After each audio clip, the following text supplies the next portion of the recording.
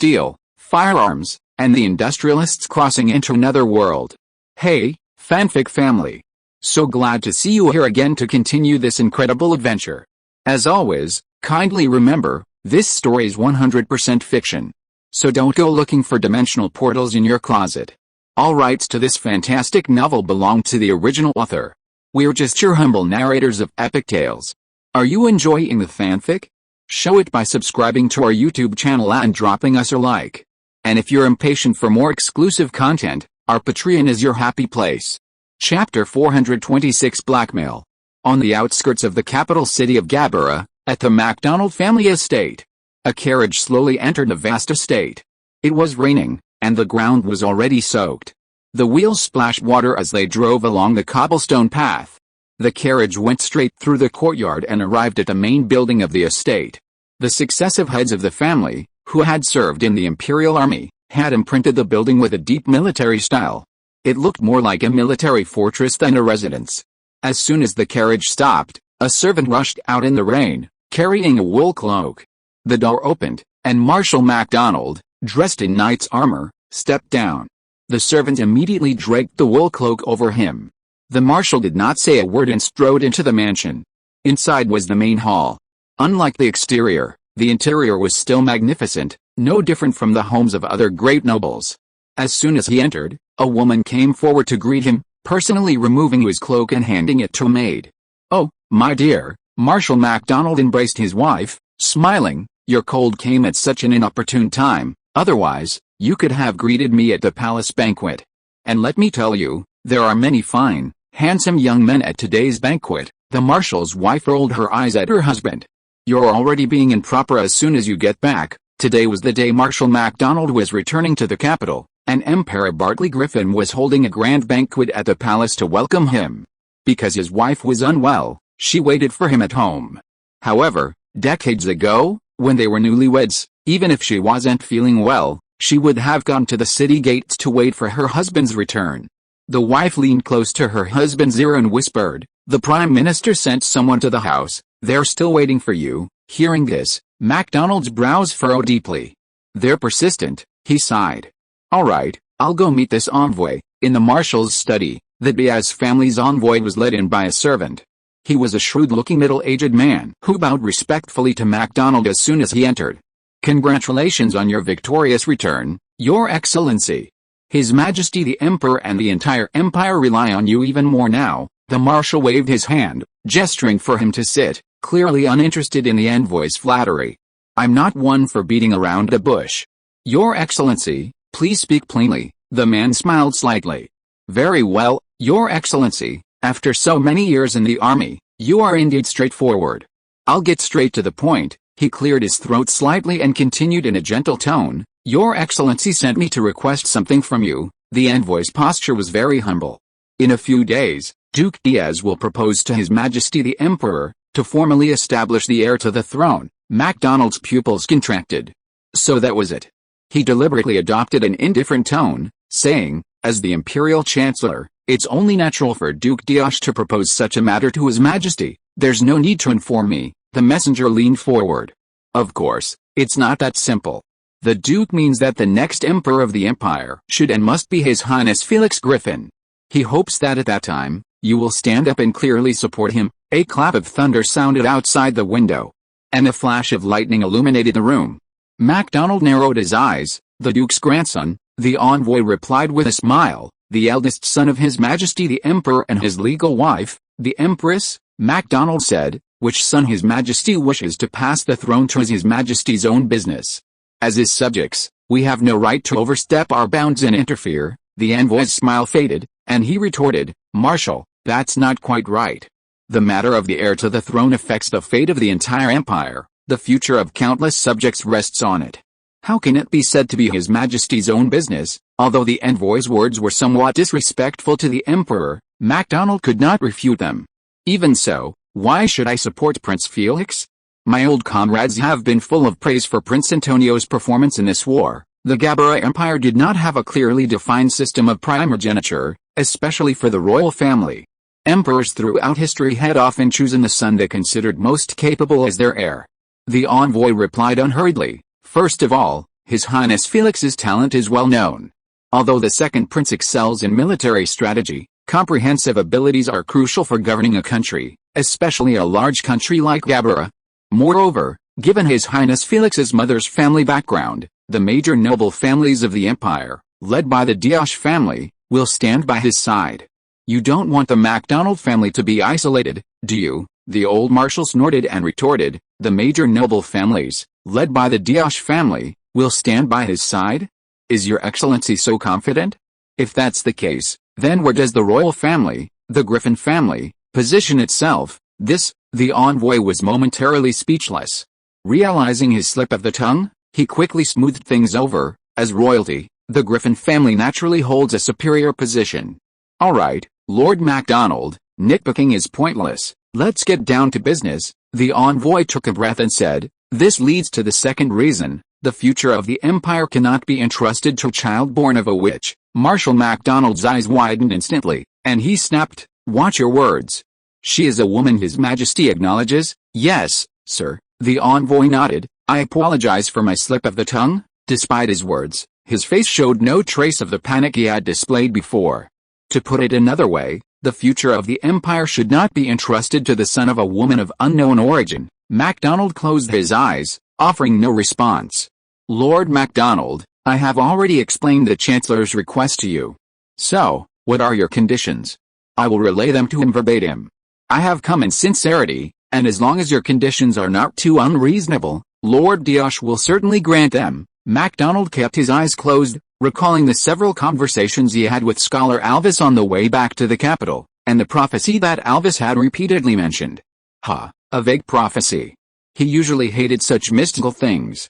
Although he had received favors from the previous generation regarding the second prince, it was not enough to shake the principles he had always adhered to. As for the first prince, he had no intention of supporting him. He opened his eyes and slowly stood up. I am a soldier of the Empire. I fight for the Empire. Whoever sits in that position, I will be loyal to, as long as it is legitimate. Therefore, please tell the Chancellor, clap clap clap. Before the Marshal could finish speaking, the messenger clapped softly, but the expression on his face seemed to suggest he had heard something amusing. The Marshal, interrupted and somewhat annoyed, was about to reprimand the messenger when he heard him say, very well, Lord MacDonald, Lord B has never expected to persuade you with just my words. He then slowly pulled something from his robes. Look, what is this? It was an antique-looking dagger, beautifully engraved with patterns. However, this dagger sent a thunderbolt through MacDonald's heart. Where did you get this? The messenger's eyes gleamed with a chilling light. Nothing in this country can be hidden from the Diaz family. Where's he now? The old marshal seemed to transform into an enraged lion, ready to pounce at any moment. The messenger smiled again. Don't worry, Lord MacDonald. He is safe and comfortable, and so are the men you sent to his side. But perhaps you should reconsider your decision. Are you threatening me? No, how could I dare threaten a veteran like you? Even if I represent the Diaz family. We simply want to present you with some options that you might have overlooked, but which are the right ones. Of course, the choice is ultimately yours. MacDonald slumped down, and the messenger awaited his response. After a moment of silence, the old marshal's voice rang out. Very well, please tell the Chancellor that I will carefully consider his request. Chapter 427 Returning the Book. Since taking a part-time job as the Royal Archives clerk, Kevin had worked diligently for several days. In his spare time, he devoured the various books in the archives. Apart from some private royal records, most of the books were open to the staff. He had expected to find many people there, but for several days it had been deserted. It seemed the royal children weren't particularly studious. However, this suited Kevin perfectly, as it gave him more free time to study. One day, his supervisor gave him a difficult task, to transcribe a somewhat damaged ancient scroll. Kevin worked from morning until noon, his wrists aching from exhaustion. The supervisor had very strict requirements. The transcribed scroll had to be neat and accurate, without any erasures or smudges. This was truly tough on Kevin. He wasn't a professional transcriber, and sometimes a single mistake could ruin an entire sheet of paper. By noon, he had only copied about a fifth of it, and his stomach was rumbling. Kevin decided to go out and get something to eat. He stood up, looked at his morning's work, and sighed, if only there were a printing press here. A printing press? What's a printing press? A woman's voice came from nearby. Someone's here? Kevin looked up towards the door. A pretty young woman walked in. Kevin politely asked, "May I ask who you are?" The woman proudly raised her head and introduced herself. "I am Vivian Diash, granddaughter of the current Prime Minister of the Empire, Duke Diash, and cousin of His Highness Felix. Hurry up and greet me." "Hello, Miss Vivian." Kevin bowed to her respectfully. "May I ask what brings you here?" The girl pouted. "Hey, you still haven't told me what a printing press is." "Oh, sorry," Kevin quickly explained. "A printing press is a machine that, by applying an ink called ink, can easily print typed text onto paper, which can then be bound into a book, eliminating the need for laborious manual copying of each word." The girl's eyes lit up, and she stroked her chin, saying, "Interesting. If such a machine really existed, wouldn't all the book copyists in the world be out of work?" Kevin shrugged. "Perhaps." The Prime Minister's granddaughter frowned. "You're not lying to me, are you? If such a machine really existed, how come I've never seen or heard of it?" Kevin quickly explained. "This machine was only invented a few years ago, and it's from Aldo, thousands of miles away. It'll probably take a long time for it to reach Gabella." The girl covered her mouth in surprise. "Oh, that's my second aunt's country. That's really far away." Then she muttered under her breath, "HMPH, such a wonderful thing was invented by Aldo." Kevin heard this and thought to himself, "There are plenty of novelties you haven't seen in Aldo." He picked up the notebook on the table and said somewhat proudly, "This kind of paper also came from Aldo." This time, Vivian ignored him and called out somewhat unhappily, "Ms. Coleridge, weren't you here on business?" Only then did Kevin notice a woman not far away, dressed as a court lady. After hearing Vivian's call, she slowly walked over. Kevin felt she looked familiar. The figure seemed familiar. This Ms. Coleridge's face was veiled. As she came to the table, Kevin saw her face clearly. What a beautiful face. That was Kevin's first impression. Then he was surprised to notice that she had white hair, even her eyebrows were white. Moreover, although the woman's skin was milky white, it was a normal white, indicating that she did not suffer from any of the diseases Kevin knew about. How amazing. Kevin had seen black hair, blonde hair, brown hair, and red hair, but he had never seen a young man with a full head of white hair. Rumor had it that Earl Gleman had a female advisor with green hair, but Kevin had never seen one. Seeing Kevin's stunned expression, Ms. Coleridge seemed used to this reaction and showed no displeasure. She gently reminded him, "Sir, I'm here to return a book." "Oh, I'm sorry, I'll process it for you right away." Kevin hurriedly found his borrowing record and started searching. "Please sign here," Vivian, seeing Kevin's behavior, said disdainfully. "HMPH, all men are the same." Just as Ms. Coleridge was about to hand a book to Kevin, she suddenly shouted, "Wait!" Then she snatched the book and began flipping through it roughly, her actions making Kevin's heart ache. She flipped through the book once, shook it, but found nothing, before throwing it on the table, leaving Kevin completely bewildered, not understanding why she did this. After the formalities were completed, Ms. Coleridge smiled at the Prime Minister's granddaughter and said, "Miss Vivian, will you continue to follow me?" "Of course." Vivian's eyes widened. "I'll keep an eye on you until you slip up. Although I don't know why Brother Felix trusts you so much, my intuition tells me there's something wrong with you." HMPH. Kevin looked at the two of them with a wry smile. It seemed the two women didn't get along very well. Although he didn't know the specific reason, it looked like a subconscious hostility between two beautiful women had been triggered. Ms. Coleridge smiled helplessly, as if facing an unreasonable child. "Then you can follow me. I still have a lot of work to do." She turned gracefully and walked towards the door, with Vivian following her angrily. However, in the instant Ms. Coleridge turned, Kevin's eyes caught her expression for a fleeting moment. Cold and indifferent. As if matching her full head of silvery white hair, it made one feel as if they were in an ice cellar. Was her gentle words and smile just an act? Wait, Kevin remembered Vivian's words earlier, "Brother Felix? Wasn't that His Majesty the Emperor's eldest son?" Kevin had met that prince the first time he entered the palace with his mentor and senior classmates. He was accompanied by a court lady then, and it seemed to be this Miss Coleridge. No wonder he felt a sense of déjà vu when they first met.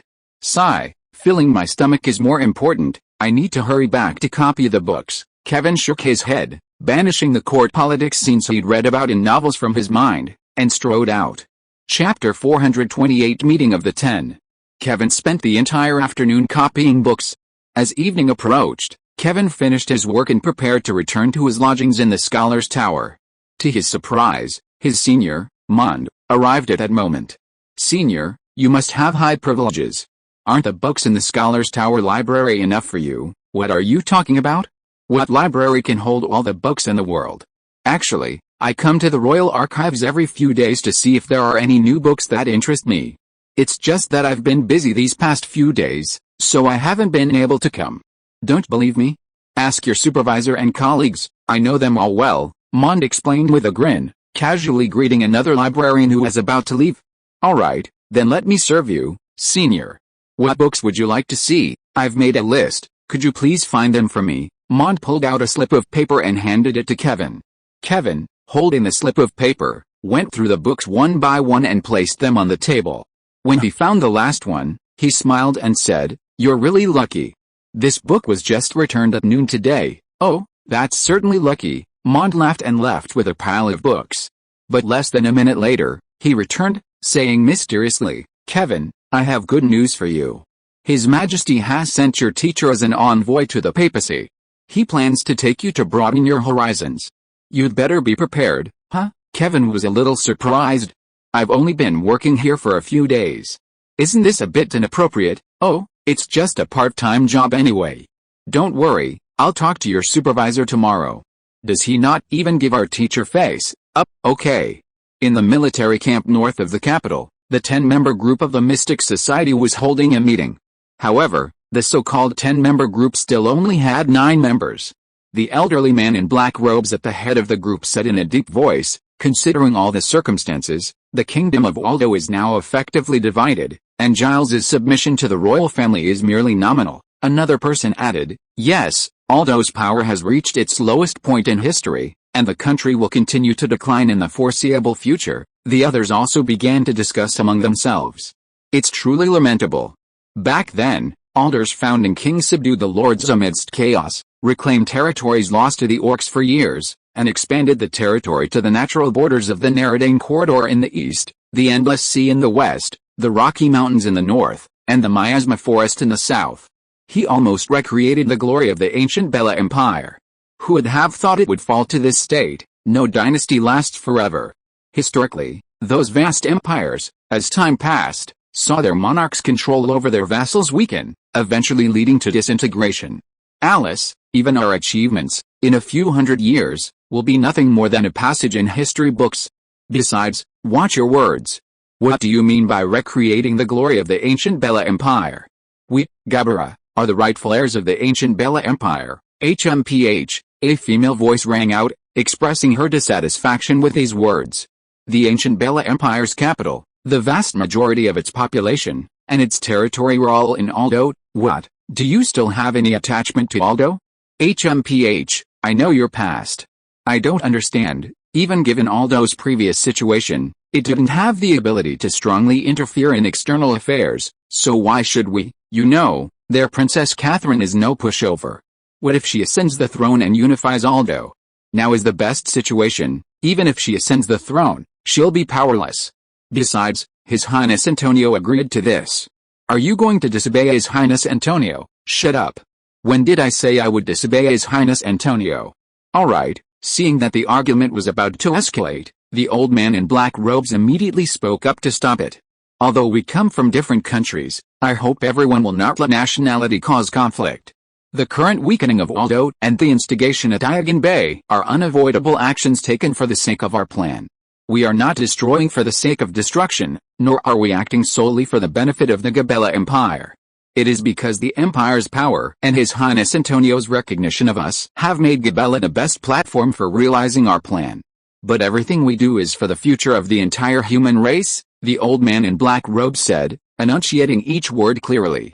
I hope everyone will not forget that terrible prophecy. This last sentence made everyone present tense. The meeting returned to its original topic. Now that things have reached the point we desired in Aldo, it's time to take action in Horn Bay. The old man in black robes turned to the woman from before. Ms. Crimson Flame, you personally went to Horn Bay. What are your thoughts on the situation there? The woman named Crimson Flame had a beautiful face and dazzling red hair. She replied, the conflict between the coastal nations and the church has reached its peak. A single spark could ignite it, the old man in black robes said. Nathan is still lurking there, isn't he? With your son's abilities, it should be easy for him to do so, especially since we have people within the Horn Bay Church supporting us, he continued. We also need to add fuel to the fire at the papacy headquarters. The war in Horn Bay isn't the goal, dragging the papacy into the conflict is, someone responded. Lord Aldrich's mission has been arranged.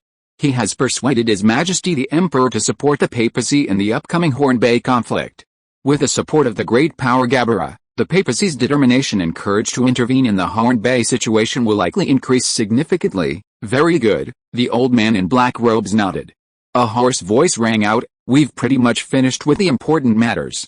Let's discuss something else, something about Barnett. Mentioning this name, everyone suddenly realized that Barnett, a member of the 10-man group, hadn't appeared for several years, and they hadn't seemed to notice anything amiss. This was understandable, given Barnett's penchant for working alone. The hoarse voice continued, Barnett's long absence and neglect of his duties mean I propose he be expelled from the 10-man group. A murmur of discussion arose. Someone said, expelling Barnett without authorization will only make him turn against us when he returns. Barnett holds a high position within their faction. Return, the hoarse voice scoffed. Let's just assume he's dead. Have you ever gone this long without receiving any news from him? Those who knew Barnett realized this. While Barnett usually went out for extended periods, this long absence for several years was unprecedented. Could such a powerful spellcaster really be dead? Would it take an entire army to kill him? But that guy also had the ability to escape an army encirclement. Someone muttered, the mage values freedom, expelling him for his long absences. A hoarse voice retorted, a bunch of rats in the gutter have no right to talk about freedom. Let's talk about that after we achieve our goal. Until then, we must maintain the cohesion of the arcane society. People like Barnett who go it alone are a black sheep. Everyone fell silent. The old man in black robes said, in that case, I propose adding Lord Aldrich of the Scholars Tower to the 10-man group. What? How can that be? Someone disagreed. Members of the Arcane Society must first be spellcasters, let alone the 10-man group leading the Arcane Society. Of course, I respect Scholar Aldrich, but we can't break the rules. The old man in black robe smiled. You don't know. Actually, let's put this matter aside for now. A voice came from outside, and then the owner of the voice appeared. It was Scholar Aldrich. He said very seriously, I need you to take action immediately, regarding Marshal MacDonald. Chapter 429 Holy City of Light. Kevin leaned out of the car window, his eyes immediately taking in the towering clock tower of the Holy City, a sight to behold. He had assumed the clock tower of the Gabella Imperial capital was the tallest in the world, but now he realized he was wrong. After more than half a month of travel, Scholar Aldrich, Mond, Kevin, and their entourage, as Gabella's envoys, finally arrived at the Holy See's headquarters, the Holy City of Light. In Kevin's eyes, this was a city no less grand than the Gabella Imperial capital. Even before entering the main city area, the streets were bustling with people. Besides merchants and travelers, there were many pilgrims who had traveled from afar.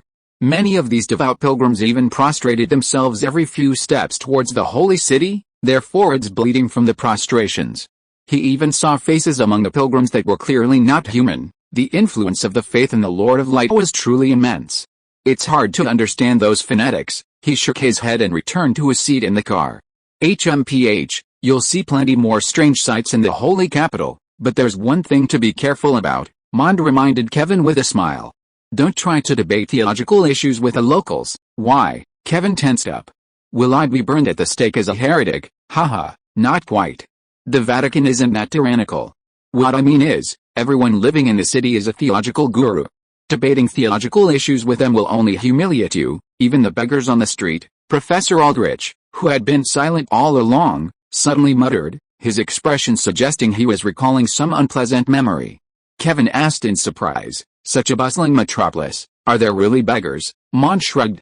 The larger the city, the greater its dark side.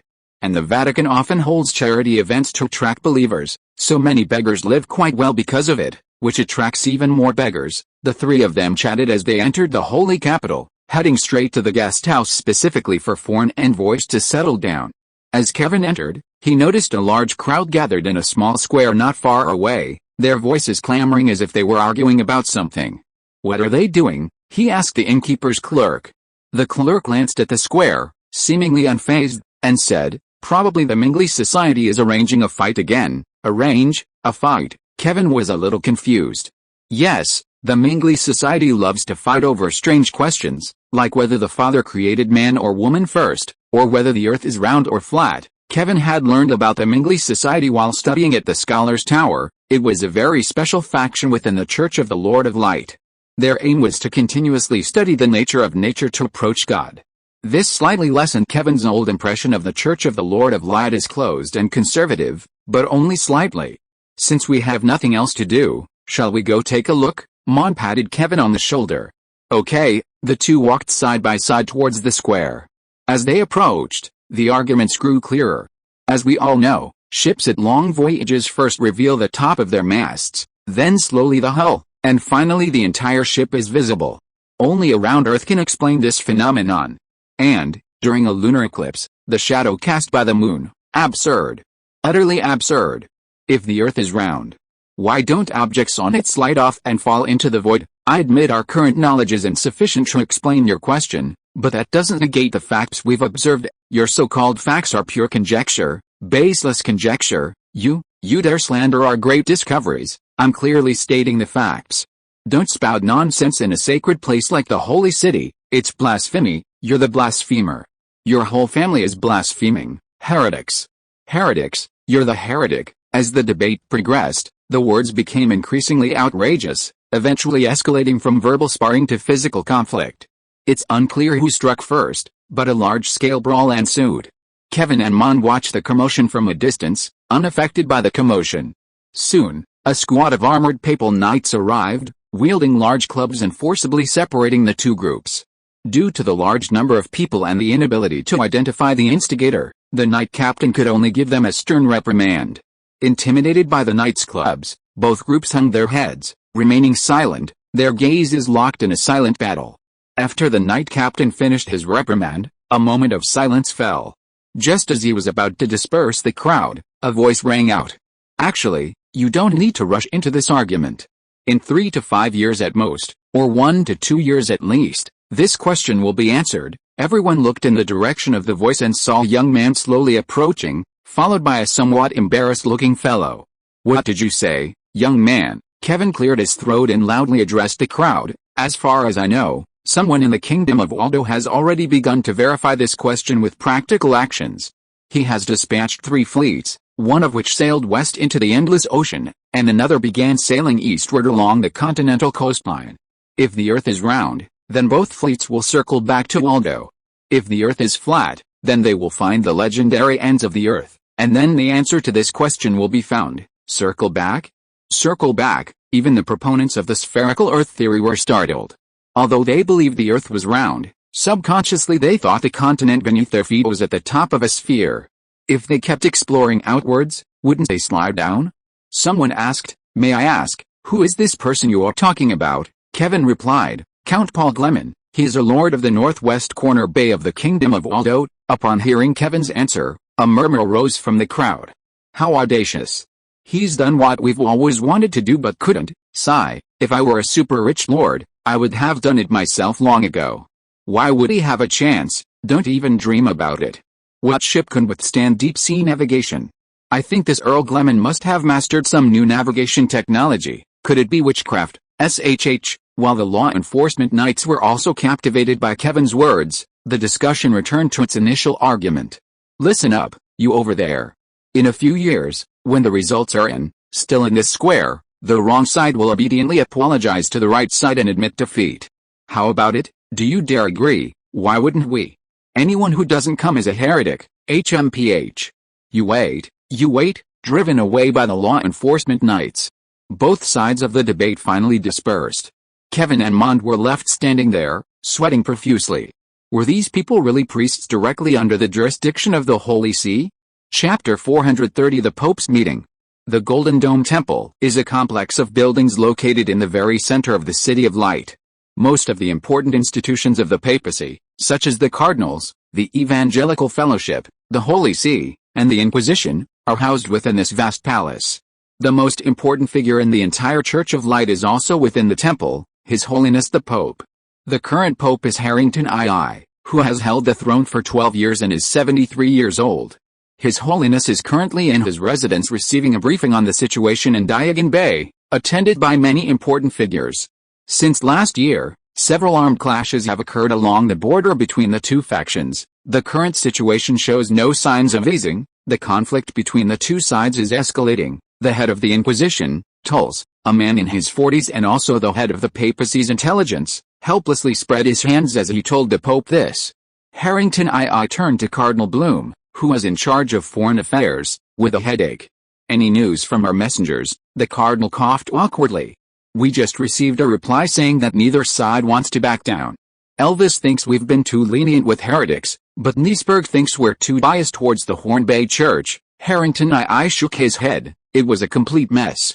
Director Tour said with concern, reliable intelligence indicates that both sides are preparing for war, anticipating a possible large-scale conflict. The Pope said with some annoyance. How did the situation at Horn Bay develop like this? Cardinal Bloom quietly offered his opinion. As a clergyman, Elvis's faith in the Father is unquestionable, but as a regional bishop, he isn't very flexible. Harrington II said with annoyance. Who put him in the position of regional bishop in the first place? Everyone exchanged glances, tacitly choosing to remain silent.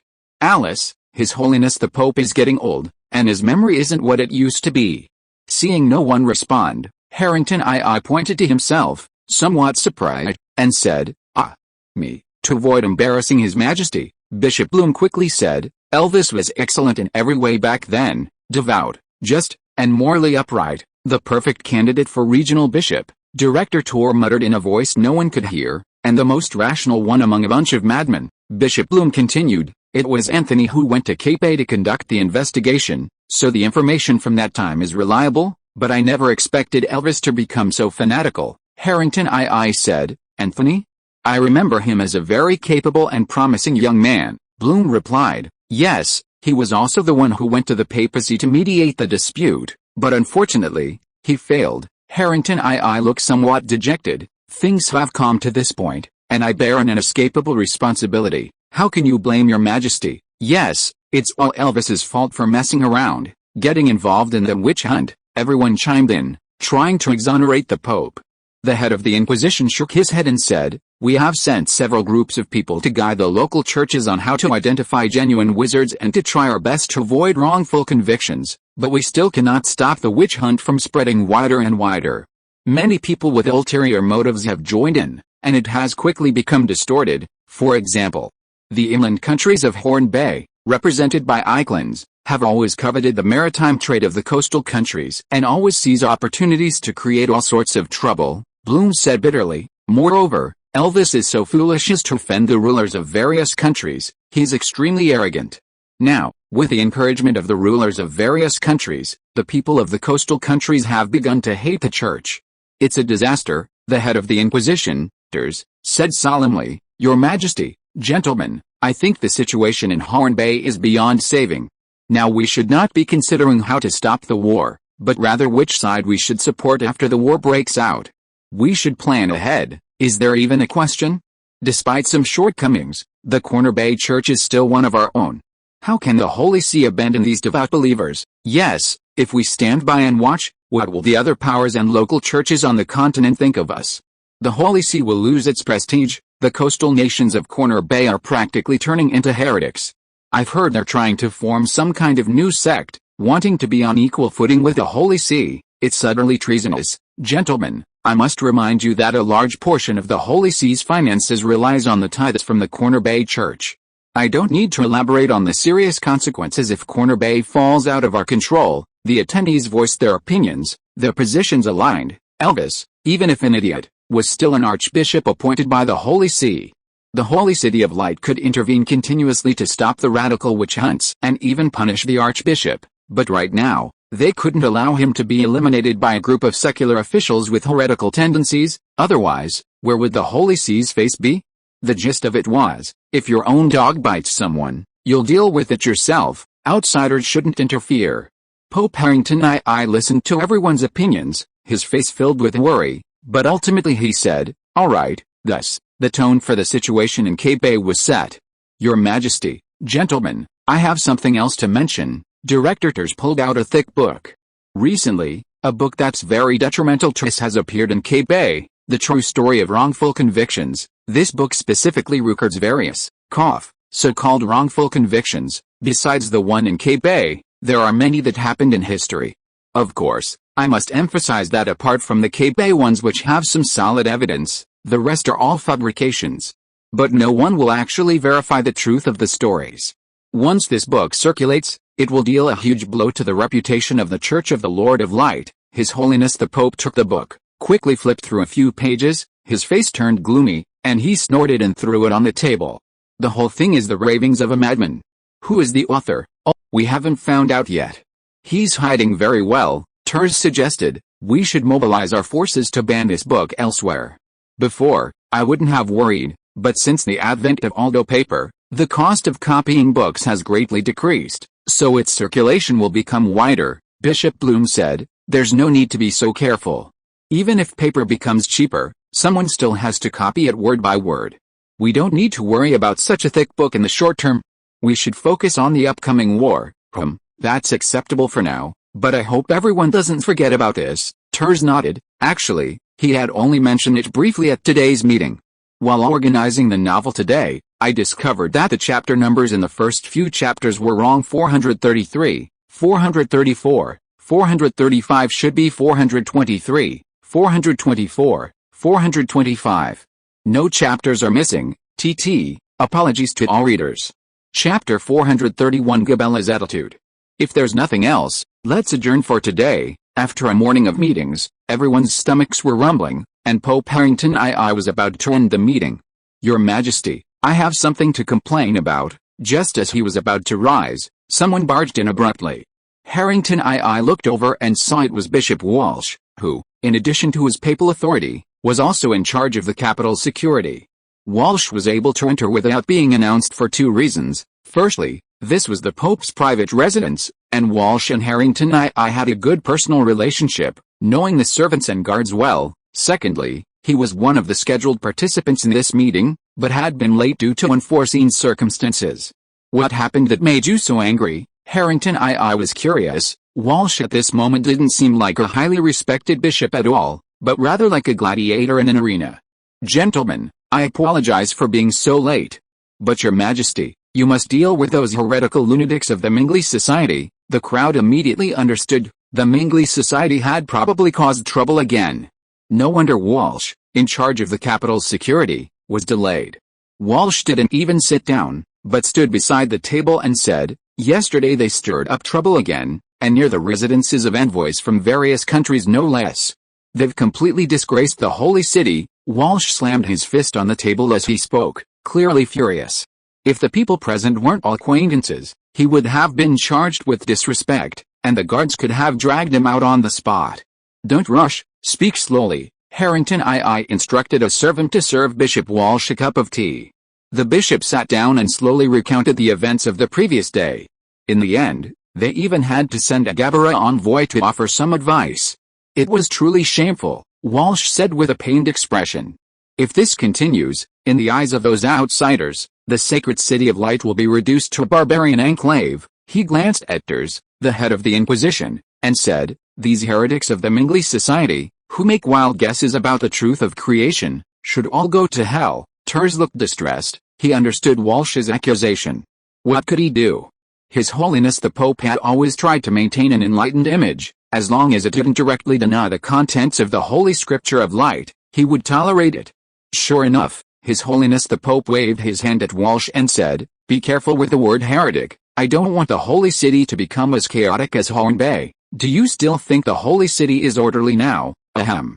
Of course, letting them continue to act so arbitrarily isn't a solution either. Ters, Your Holiness, the head of the Inquisition stood up. Take some time to speak with a few leaders of the Mingley Society. Warn them that reasonable debate is acceptable, but throwing fists and creating conflict is absolutely unacceptable. Yes, Your Majesty. Harrington I then turned to Walsh. As for those who caused trouble yesterday, arrest those who should be arrested and sentence those who should be sentenced. Do not be lenient, but treat it as a normal public order case. Yes, Your Majesty. Bishop Walsh was somewhat dejected. By the way, which country's envoy did you just say? The bishop replied, Gabella, or more specifically, an attendant of Gabella's envoy. Gabella, huh? Harrington I narrowed his eyes. Aldrich, the grand scholar of the Academy Tower. My meeting with him is scheduled for this afternoon. Aldrich, leaning on his cane, walked slowly into the audience hall, followed by a nervous Maud and Kevin. He passed through the doors, where the host, dressed in formal attire, was already waiting for him. Harrington I sat upright in the main seat, flanked by the various important members of the Cardinals. Welcome, guest from afar, Master Aldrich of the Maester's Tower. Aldrich bowed. It is a great honor for me, David Aldrich, to represent Emperor Gabella and millions of believers to meet you, the Father's highest representative on earth, his most faithful servant, Your Majesty Harrington I. The Pope smiled and extended his right hand. Please sit, Master. I hope you have brought what I desire. Aldrich sat down, with Maud and Kevin standing behind him. He carefully took a letter from his robes, saying, This is entrusted to you by His Majesty the Emperor. Everything you desire is inside. A servant immediately rushed forward, took the letter with both hands, and quickly presented it to Harrington I. The Pope opened the envelope, unfolded the letter, and examined it carefully, as if pondering the meaning of each word. Kevin stood behind Aldrich, mustering his courage to observe the Pope.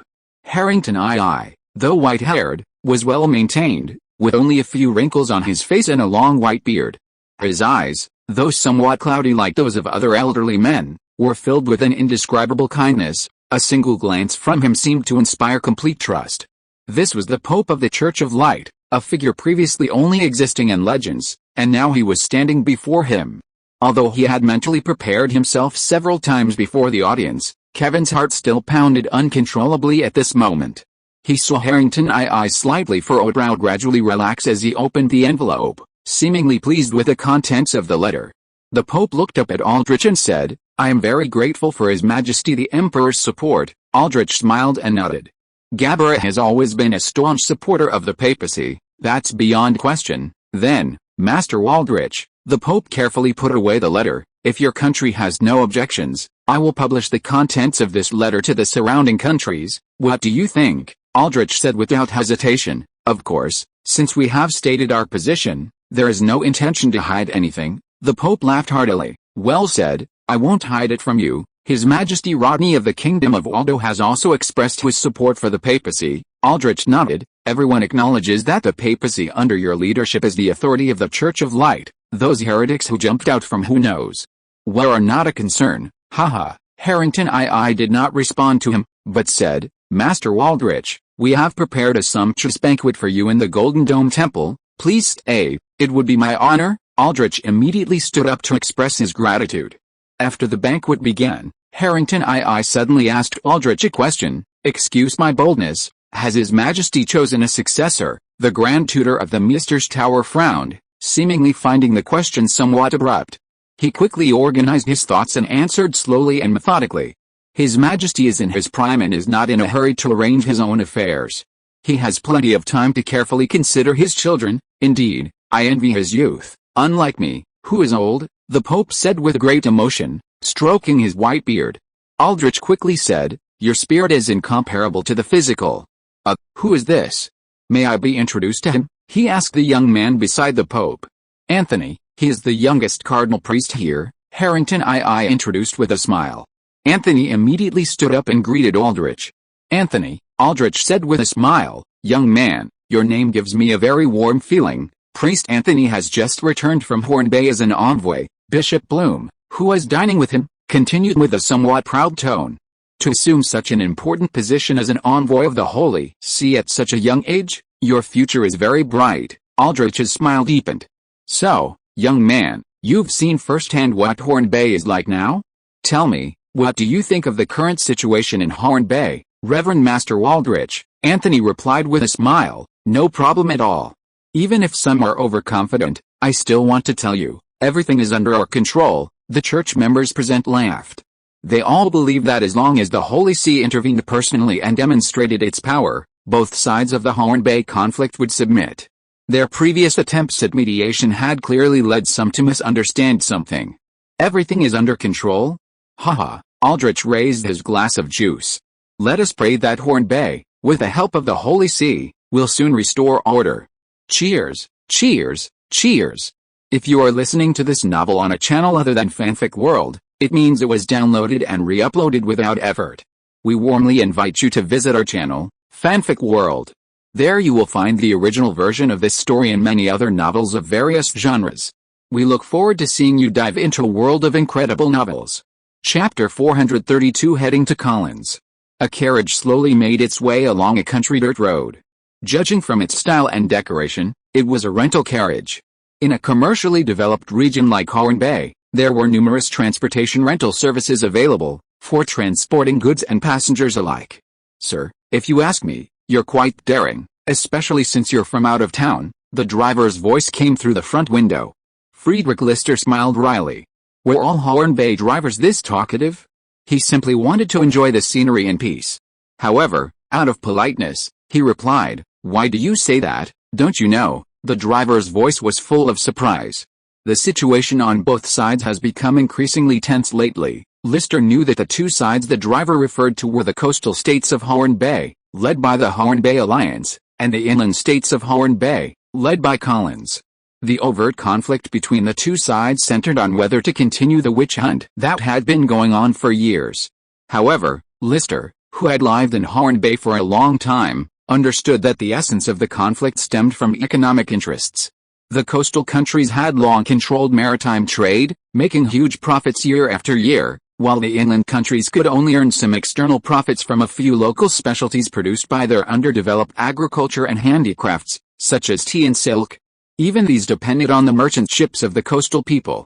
The coastal merchants who controlled the sea routes often used various means to drive down the purchase price, which inevitably aroused the jealousy of inland countries like Collins. Unfortunately, the papacy chose the inland country of Collins as the residence of the Archbishop of Howard Bay. The income from the Howard Bay Church's industries in various places, as well as the tithes collected in various places, the main source of income for the Howard Bay Church, all flowed to Collins. After paying its share to the papacy, the remaining money of the Howard Bay Church was mainly spent in Collins and the surrounding inland countries. Therefore, many people in the inland areas depended on the church for their livelihood, and many of them even directly received charity from the church. The biased funding policies of the Corner Bay Church cultivated a large number of devout believers in the inland countries, creating a strong religious atmosphere, especially in its stronghold of Collins, where everyone from the king to the slaves were loyal followers of the Church of Light. However, this also caused strong resentment among the coastal countries, who generally believed that the Corner Bay Church was robbing the rich to help the poor. The witch hunts of recent years had unprecedentedly disrupted normal trade activities in the coastal areas, culminating in the incident in the capital of the Corner Bay Alliance, where a church representative was thrown out of a window. This was followed by the widespread spread of Protestant sects along the coast, aimed at resisting the control of the Corner Bay Church, further escalating the long-standing tensions between the two sides to a new peak. Hearing the coachman's words, Lister countered, "Don't you often travel this road? Aren't you worried about yourself?" The coachman turned around and chuckled through the window. "Those of us who make a living traveling between these two places year-round naturally have our own ways. Don't worry, guest. If anyone stops us on the road, leave it to me. But, you'll have to be quick-witted yourself." The coachman's words made Lister somewhat uneasy. Although he had prepared beforehand, knowing the road might not be peaceful, he had a compelling reason to go. A high-ranking nobleman in Collins had sent someone to contact Todd's shipping company's office in Nijmsburg, wanting to export his silk and tea through the Ordas. Due to the recent situation, merchants from the Northwest Bay had taken over much of the business that originally belonged to the Howard Bay merchants. On the one hand, the coastal countries were trying to economically weaken the inland areas. On the other hand, the inland people no longer wanted to tolerate the cunning of the maritime merchants. Just as Lister's heart pounded, dust rose from the road in the distance. A group of men rushed to the carriage and surrounded them. "Stop! Who's inside?" The leader, riding a tall horse, shouted menacingly at the carriage. Lister was very nervous, remembering the coachman's words, and decided to leave everything to the coachman. The coachman immediately jumped down and ran to the leader's horse. The rider bent down, and the two spoke briefly. Then the leader shook the reins, came to the front of the carriage, and said in a deep voice, "Ordus. We are witch hunters from Collins. Dismount and submit to inspection." Lister had no choice but to open the carriage door, stand down, and carefully bow to the man. Sir, I am on my way to Collins to discuss business with Earl Bridges. He thought mentioning the nobleman's name would make the man a little more polite, but the man muttered, another cunning merchant. Lister was so frightened that he fell silent. The leader first pressed a stone against Lister's body, tracing it up and down, back and forth, while muttering incantations, seemingly reciting passages from the Holy Scriptures. Nothing unusual happened. All right, you're not a wizard, but, he beckoned, and an attendant brought over a box. The leader reached in and pulled out a piece of paper with something scrawled on it. Listen, you unbelievers, your sins are too heavy to be cleansed by ordinary means. But we, the merciful servants of God in Collins, have prayed fervently to the Lord of Light day and night, creating these sacred symbols, indulgences. If you offer one directly to the Father, you will receive one, and your sins will be cleansed. Note, only the former, otherwise, HMPH, prepare to be eternally tormented by the flames of hell after death. Lister was dumbfounded. Was this even possible? And what did direct offering mean? A nearby coachman gestured to him in a common Horn Bay dialect. Ah, so it was about paying. Sir, I am also a follower of the Lord of Light, Lister said with a smile, producing his holy emblem. The leader glared at him like an enraged bull, saying maliciously, listen, you think faith is just for show? I can see your faith is utterly devout. Look at your eyes, they're full of lust for money. Lister tried to argue, but the man didn't give him a chance. My eyes, blessed by the servants of God, don't lie. Those burdened with sin are not worthy of entering Collins. His men began to clamor, spewing Horn Bay slang that Lister couldn't understand. Lister wiped the cold sweat from his brow, noticing the coachman gesturing repeatedly. All right, sir, how much should I offer to the Father? He compromised. Business was important. 1 silver coin. The man grumbled. So expensive? It was just a piece of paper. But Lister knew the other party wasn't one to haggle, so he obediently paid. The group left grumbling after receiving the money. Finally, they could continue their journey. Chapter 433 The Earl's Banquet. Despite the various setbacks, Lister finally arrived in Collins without major incident. Upon entering the city, Earl Bridges' reputation proved effective, and he easily gained an audience with the nobleman. Ha ha ha ha. Mr. Lister, I'm so sorry to have startled you. After discussing business in the study, Earl Bridges patted Lister on the shoulder and laughed heartily. But there's nothing I can do about it, you know, the situation has been a bit turbulent lately. Lister could only offer a wry smile. Well then, I'm hosting a banquet tonight. Please come, and I can introduce you to some of Collins's most prominent figures. The Earl extended an invitation. Lister hurriedly stood up and bowed deeply. Ah, thank you, Your Excellency. Such an event with high society would be incredibly helpful in expanding his business. The Earl had done him a great favor. Following the Earl's suggestion, Lister first went out for a stroll, experiencing the local customs and culture. As the sun set, he returned to Earl Bridges' mansion. After changing into a local style suit, he was led by his servants to the banquet hall. The hall was already brightly lit with torches and candles, and melodious music filled the air. The Earl had specially invited entertainers to provide entertainment. Many guests, men and women, were already present, all dressed in elegant attire. Some chatted amongst themselves, while others danced the horn dance on the dance floor. A long, obviously expensive carpet stretched along the central axis of the hall, quiet and comfortable to walk on. Lister walked along the carpet, past small groups of guests, until he reached a square table in the center of the hall, made up of 4 long tables joined together. Oh! Look, our guest Aldo has arrived. Earl Bridges stood up as he saw Lister approach. Gentlemen, please allow me to introduce you to Mr. Friedrich Lister, the trading representative of the Aldo Northwest Bay Shipping Company in Horn Bay. Let us welcome him. Their merchant ships are large and numerous, far superior to the dilapidated sampans of the coastal people. The Count's words were met with applause. Thank you, gentlemen. It is an honor to visit your beautiful country. Lister's heart, which had been pounding with anxiety, finally settled. As a commoner, he had always held nobles in the utmost respect, and before entering the hall, he had worried about being looked down upon. Now it seemed his worries were unfounded.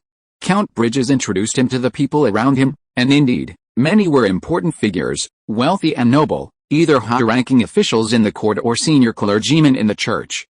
Lister was somewhat overwhelmed. It was the first time he had witnessed such a grand display. Although Collins was only a small country compared to Aldo, its territory consisting only of the main city-state of Collins and a few subordinate cities and scattered villages, perhaps even smaller than Arda and Barden combined. It was still a kingdom, small but complete. He had suddenly come into contact with the upper echelons of a nation. But Lister quickly understood why these important figures were treating him with such courtesy. Todd Shipping Company? I've heard of it. It's a large shipping guild, Mr. Lister, you are the first Aldo merchant to arrive in Collins.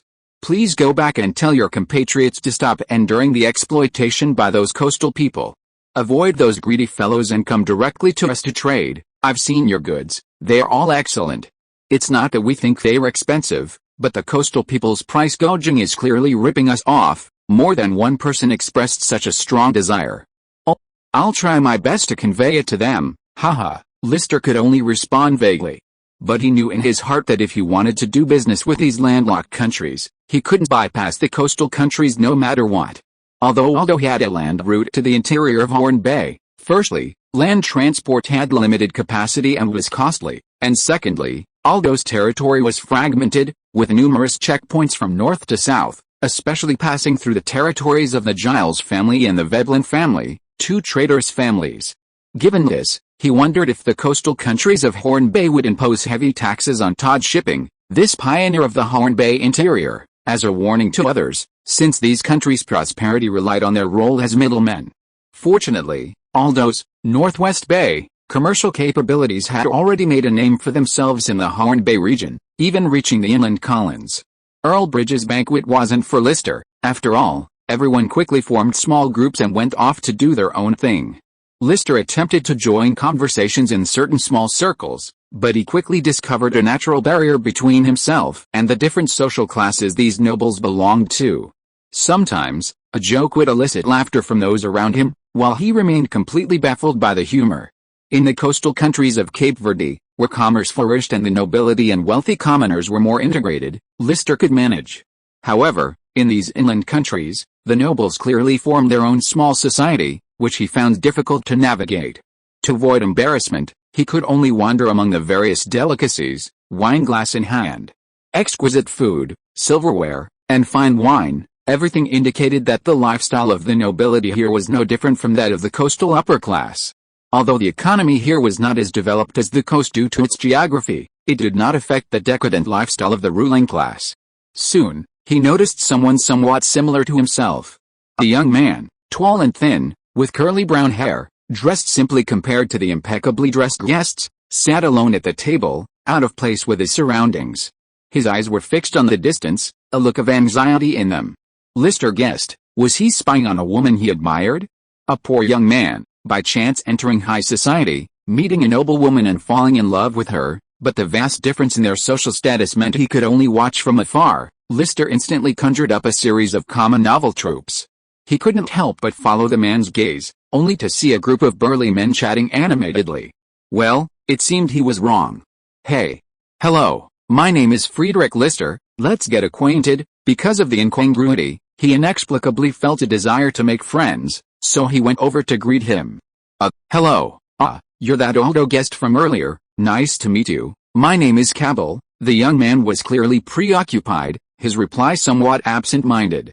Realizing something was amiss, he quickly explained, I'm sorry, Mr. Lister. My mind is in a complete mess right now, so. Lister waved his hand, it's alright, what's troubling you? Tell me, maybe I can offer some advice. The young man hesitated for a moment, then finally spoke. Alright, this has been weighing on my mind for a while too, so I'll tell you. Perhaps you, as a foreigner, can understand my grievances. Grievances, Lister frowned. It seemed the matter was more complicated than it appeared, but what did this have to do with his status as a foreigner? Cabell continued, specifically, it's my mother's grievance. She was accused of witchcraft, which? Lister's frown deepened. In this sensitive time, it was a deadly word.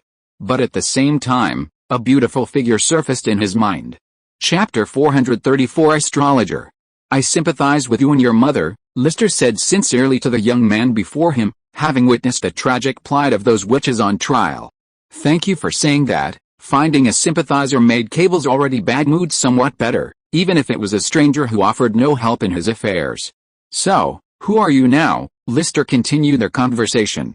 I appealed to my mentor, and he agreed to help, to ask a high-ranking member of the church to intervene at this banquet. Oh, your mentor is truly a respectable man, defending his students on such a sensitive issue. Yes, I don't deny your assessment, he is indeed a respectable man, Cable nodded, but the main issue is that my mother was indeed wronged. She just became eccentric as she got older, and didn't get along well with the neighbors, which led some malicious people to frame her. Good heavens, she used to be terrified and pray immediately at the mere mention of witchcraft or magic. How could such a devout person be a witch? Cable finished speaking, her eyes returning to their original direction, seemingly without the desire to continue. Just then, the group of men Lister had seen earlier seemed to have finished their conversation. They raised their glasses and downed the remaining drinks. Then one of them walked briskly toward Lister. Lister noticed that Cable's hand holding the glass trembled slightly, and her eyes were fixed on the newcomer. From Cable's reaction, he guessed the newcomer's identity. No problem. Cable, put your heart back in its place, the newcomer gestured to Cable with a reassurance. Teacher, really? Cable instantly went from melancholy to sunny enthusiasm. If it weren't for the banquet, he probably would have jumped up on the spot. Yes, Cable's tutor stroked his beard, looking like he had everything under control. Priest Lambert Lamb assured me he would send someone to check on the situation, and your mother should be home in less than 3 days. Honestly, these guys dared to act so brazenly even when the Holy See's Inquisition was investigating. Thank you, teacher. Thank you, teacher. Cable bowed and thanked him profusely, tears of gratitude streaming down his face. While the teacher and student were talking, Lister was also observing Cable's tutor. Unlike his somewhat thin student, the tutor was tall, robust, and quite imposing. He wore a high-collared wooling robe, a gleaming gold chain around his neck, and had slightly curly short blonde hair. A short, thick, meticulously trimmed beard adorned his profile and chin, with 2 long, thick whiskers extending from below his nostrils to the sides of his face. His bright gray eyes revealed his confidence and pride. However, one thing seemed slightly out of place, his nose. Even before the tutor approached, Lister had noticed the unusual appearance of his nose. In the candlelight, the reflection was distinctly strange. Now, observing closely, Lister finally saw clearly that the surface of the tutor's nose was remarkably smooth, clearly not human skin. This seemed to be made of metal? Did he have a metal cap on his nose? After expressing his profuse thanks, Cable, with a proud expression, took the initiative to introduce his tutor to Lister. Congratulations, it seems your mother's situation has taken a turn for the better. Thank you, esteemed guest. Please allow me to introduce you. This is His Majesty King Collins's personal astrologer, Viscount de Gerberl. And also my mentor, astrologer, a very ancient profession. Since humanity began gazing at the night sky, it has been believed that the movements of the stars are closely related to the fate of all living beings, and this profession naturally arose. Once upon a time, astrology was considered a form of witchcraft, and astrologers were equated with wizards, almost facing suppression by the church. However, the powerful figures of the secular world stepped forward to protect them, because everyone wants to know about fate. Lords want to know the outcome of wars before they begin, the wealthy want to know if their wealth will grow or remain, and ordinary people want to know if they can live a peaceful life. This is something the masses need, and what astrologers do is merely observe, not change anything. Thus, this profession has been preserved and passed down. For decades, they meticulously observed and recorded the positions of the sun, moon, and stars in the sky, interpreting their combinations as harbingers of major events, such as large-scale natural disasters or the rise and fall of nations. This wasn't always accurate, but historical records show that significant events were often accompanied by strange astronomical phenomena. While some meticulous scholars claim these phenomena simply happened to occur around the time of these events, people, adhering to the principle of err on the side of caution, maintained a sense of awe towards this possible connection. Besides astrological divination, astrologers had another important task, creating or revising calendars based on the positions of the sun, moon, and stars. In this primarily agricultural era, calendar accuracy was crucial. It guided planting and harvesting. However, calendars were often unsatisfactory, developing significant errors after a period of use, requiring astrologers to make corrections. Almost every country's court employs astrologers, and even the church has them. Numerous astrologers also exist among the common people, but most of these uncertified individuals are considered charlatans. A court astrologer named Daggerba raised his glass to Lister. "Greetings, guest from the Northwest Bay. I hope Collins will leave you with fond memories." He already knew Lister's identity from the host's earlier introduction. Lister raised his glass and clinked it with his own. "Thank you for your hospitality. Business is still possible," he thought to himself. "Ah, I suppose you must be curious about my nose. I can tell from your eyes, haha, don't mind it." Viscount Blairl touched his nose and offered an explanation. "It's the result of a moment of impulsiveness when I was young.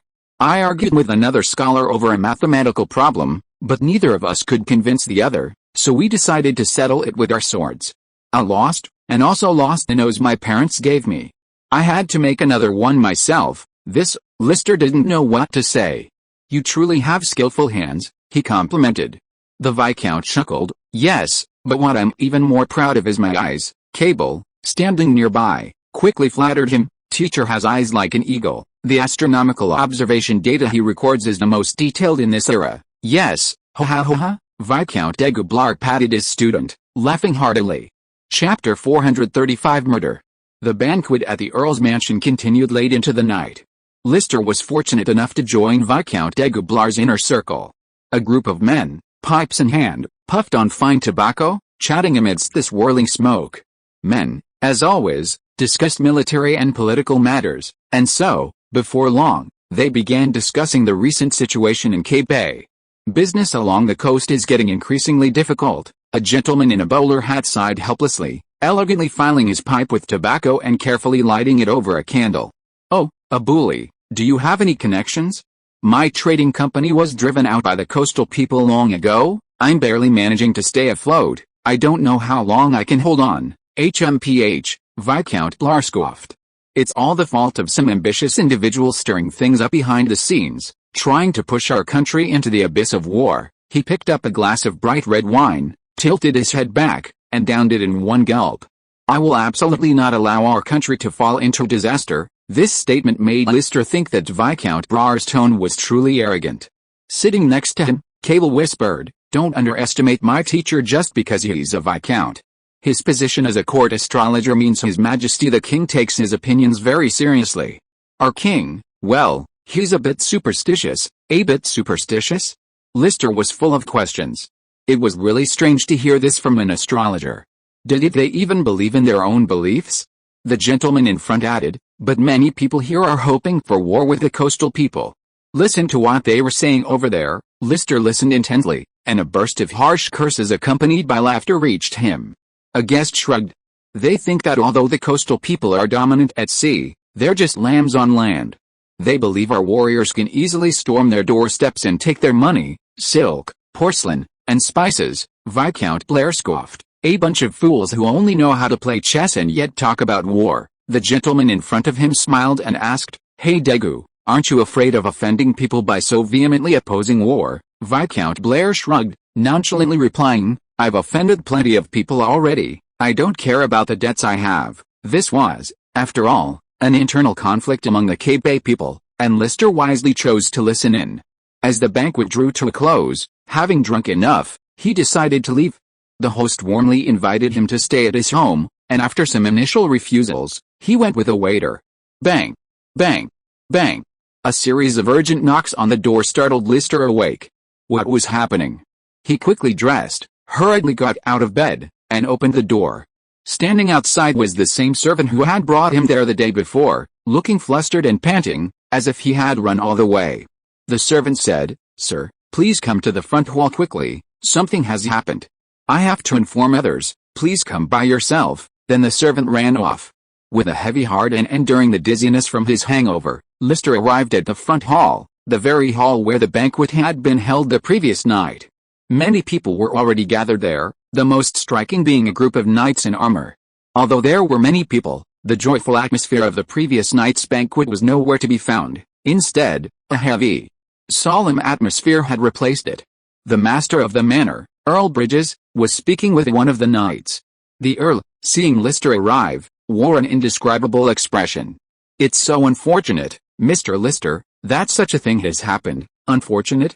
What exactly?" Bridges said gravely. "Viscount Dagoblar, he's been called by God. It's terrible. A perfectly healthy man, laughing and joking at my banquet yesterday, and today he's a corpse. Dagublar? Lister remembered, wasn't that the astrologer from yesterday's banquet, Cable's mentor? It's truly unfortunate, he added, silently mourning, hoping the Viscount's passing wouldn't affect Cable's mother's exoneration. It's like this, Mr. Lister, the knight spoke, we're from the city guard, here to inform you of some matters. Viscount Blar's death was too sudden. He wasn't very old, was in good health, and had no vices, so we suspect it wasn't a natural death, murder. Lister's eyes widened, blurting out. It's not certain yet, the knight-dressed man kept staring into his eyes. A judgment can only be made after the coroner's examination, but given that you had direct contact with him yesterday, we hope you will refrain from moving around for the next couple of days, in case we need to ask some questions. What else could he say? Lister could only nod. I will cooperate. What bad luck to run into something like this. Several other guests who had stayed overnight at the Earl's mansion arrived, and they received the same information. I'm sorry, guests, Earl Bridges said apologetically, but Viscount Dagublar is a courtier, His Majesty's personal astronomer. His death is a very serious matter, and even I cannot leave the city casually for the next couple of days. After informing the guards of his lodgings, Lister was prepared to wait for several days, but to his surprise, things progressed the next day. He was informed that Viscount Dagublar had not died from murder, the case was closed, and those involved were free to move about. Relieved, Lister began to investigate Collins's trade situation according to his original plan. After lingering for a week, he packed his bags and left the city. To save time, he bought a horse to ride, also considering the unpredictable roads and the possibility of escape in case of emergency. His luggage included a token given by Earl Bridges, which might come in handy if he encountered Lick again on the road. Fortunately, he didn't encounter extortion like last time, but he did meet an unexpected person on the road. He was riding slowly when he heard a jolt approaching from afar. He couldn't help but look back and saw a carriage rushing towards him, as if some wild beast or bandits were chasing it, although there was actually no one behind the carriage. Chapter 436 Framing. As the carriage passed Lister, it gradually slowed down, perhaps to rest ahead. Lister glanced at the driver, quite surprised. The driver had also seen him. Cable, I didn't expect to meet you here, the driver, who had stopped, called out to him from afar. Mr. Lister, I also didn't expect to meet you on the road. Lister rode his horse to the carriage. What's wrong? Is there something urgent? Why are you in such a hurry? My mother and I are on our way to visit relatives at the Bayhorn Alliance. Cable's eyes darted around as he spoke, and his face showed panic. Lister, who had experienced countless business negotiations, could tell at a glance that he was lying. However, he didn't intend to expose him. Great, we're going the same way. So, your mother has returned home safely. Congratulations. Yes, thank you. Cable then remembered his mother in the carriage. He opened the door and helped an elderly woman out. Mother, let's rest here for a bit. Let me introduce you. This is a friend I recently met, Mr. Friedrich Lister. He's from Aldo. Oh, Cable, you've really shaken me to my core. Hello, Sir from Aldo. Lister bowed to him. Hello, madam, it's a pleasure to meet you. Congratulations on clearing your name. The old woman waved her hand. Oh, what a relief. You've just escaped the lion's jaws, only to fall into the hyena's den. Mother, Cable called out to stop him. The old woman seemed to realize her slip of the tongue and immediately fell silent. What happened? Can you tell me? Although she didn't want to expose Cable's lie, ignoring the old woman's words would make her seem uncaring towards her new friend, so she asked anyway. How should I put this? I can't say now. Can we talk about it when we get to the Bayhorn Alliance? Lister nodded. Alright, Cable, I won't force my friend to do something he doesn't want to do. But, although we haven't known each other for long, if you have any difficulties, please let me know, and I will help you within my ability, Cable said gratefully. Thank you, my friend. And so, Lister, Cable, and his mother traveled together to the Bayhorn Alliance. Cable still remembered the sheriff's cold, repulsive expression. The man sat at his large desk, expressionless, replying to him with that formulaic tone and vocabulary. It is regrettable, Mr. Cable, that you have lost a good teacher, and His Majesty the King has lost a good minister. However, this does not change the facts. Cable suppressed his anger. What are the facts? I do not accept what is now called facts at all. That is, he paused, That is a shameful rumor fabricated by some malicious people. The sheriff remained expressionless, unconcerned by Cable's anger, and said calmly, "The fact is that your teacher, Viscount de Gabella, died from a ruptured bladder." "I do not accept this," Cable interrupted the sheriff. "Do I need to make it clearer? He died from holding his urine." The sheriff suddenly raised his voice, almost growling as he seized control of the conversation. Cable retorted excitedly, "That's impossible. How could a living person die from holding in the pee? My teacher was a nobleman, His Majesty the King's personal astrologer. He couldn't have died in such an dishonorable way. That's the truth. Even the royal family accepts it." The sheriff shrugged as if helplessly, a gesture that slightly changed his poker face. "There must be a conspiracy," Cable pressed on. "Everyone knows my teacher is an anti-war activist. He has been using his influence before His Majesty the King to prevent the country from sliding into the abyss, so he has incurred the hatred of those high and mighty madmen. We can't rule out them." The sheriff's eyelids twitched.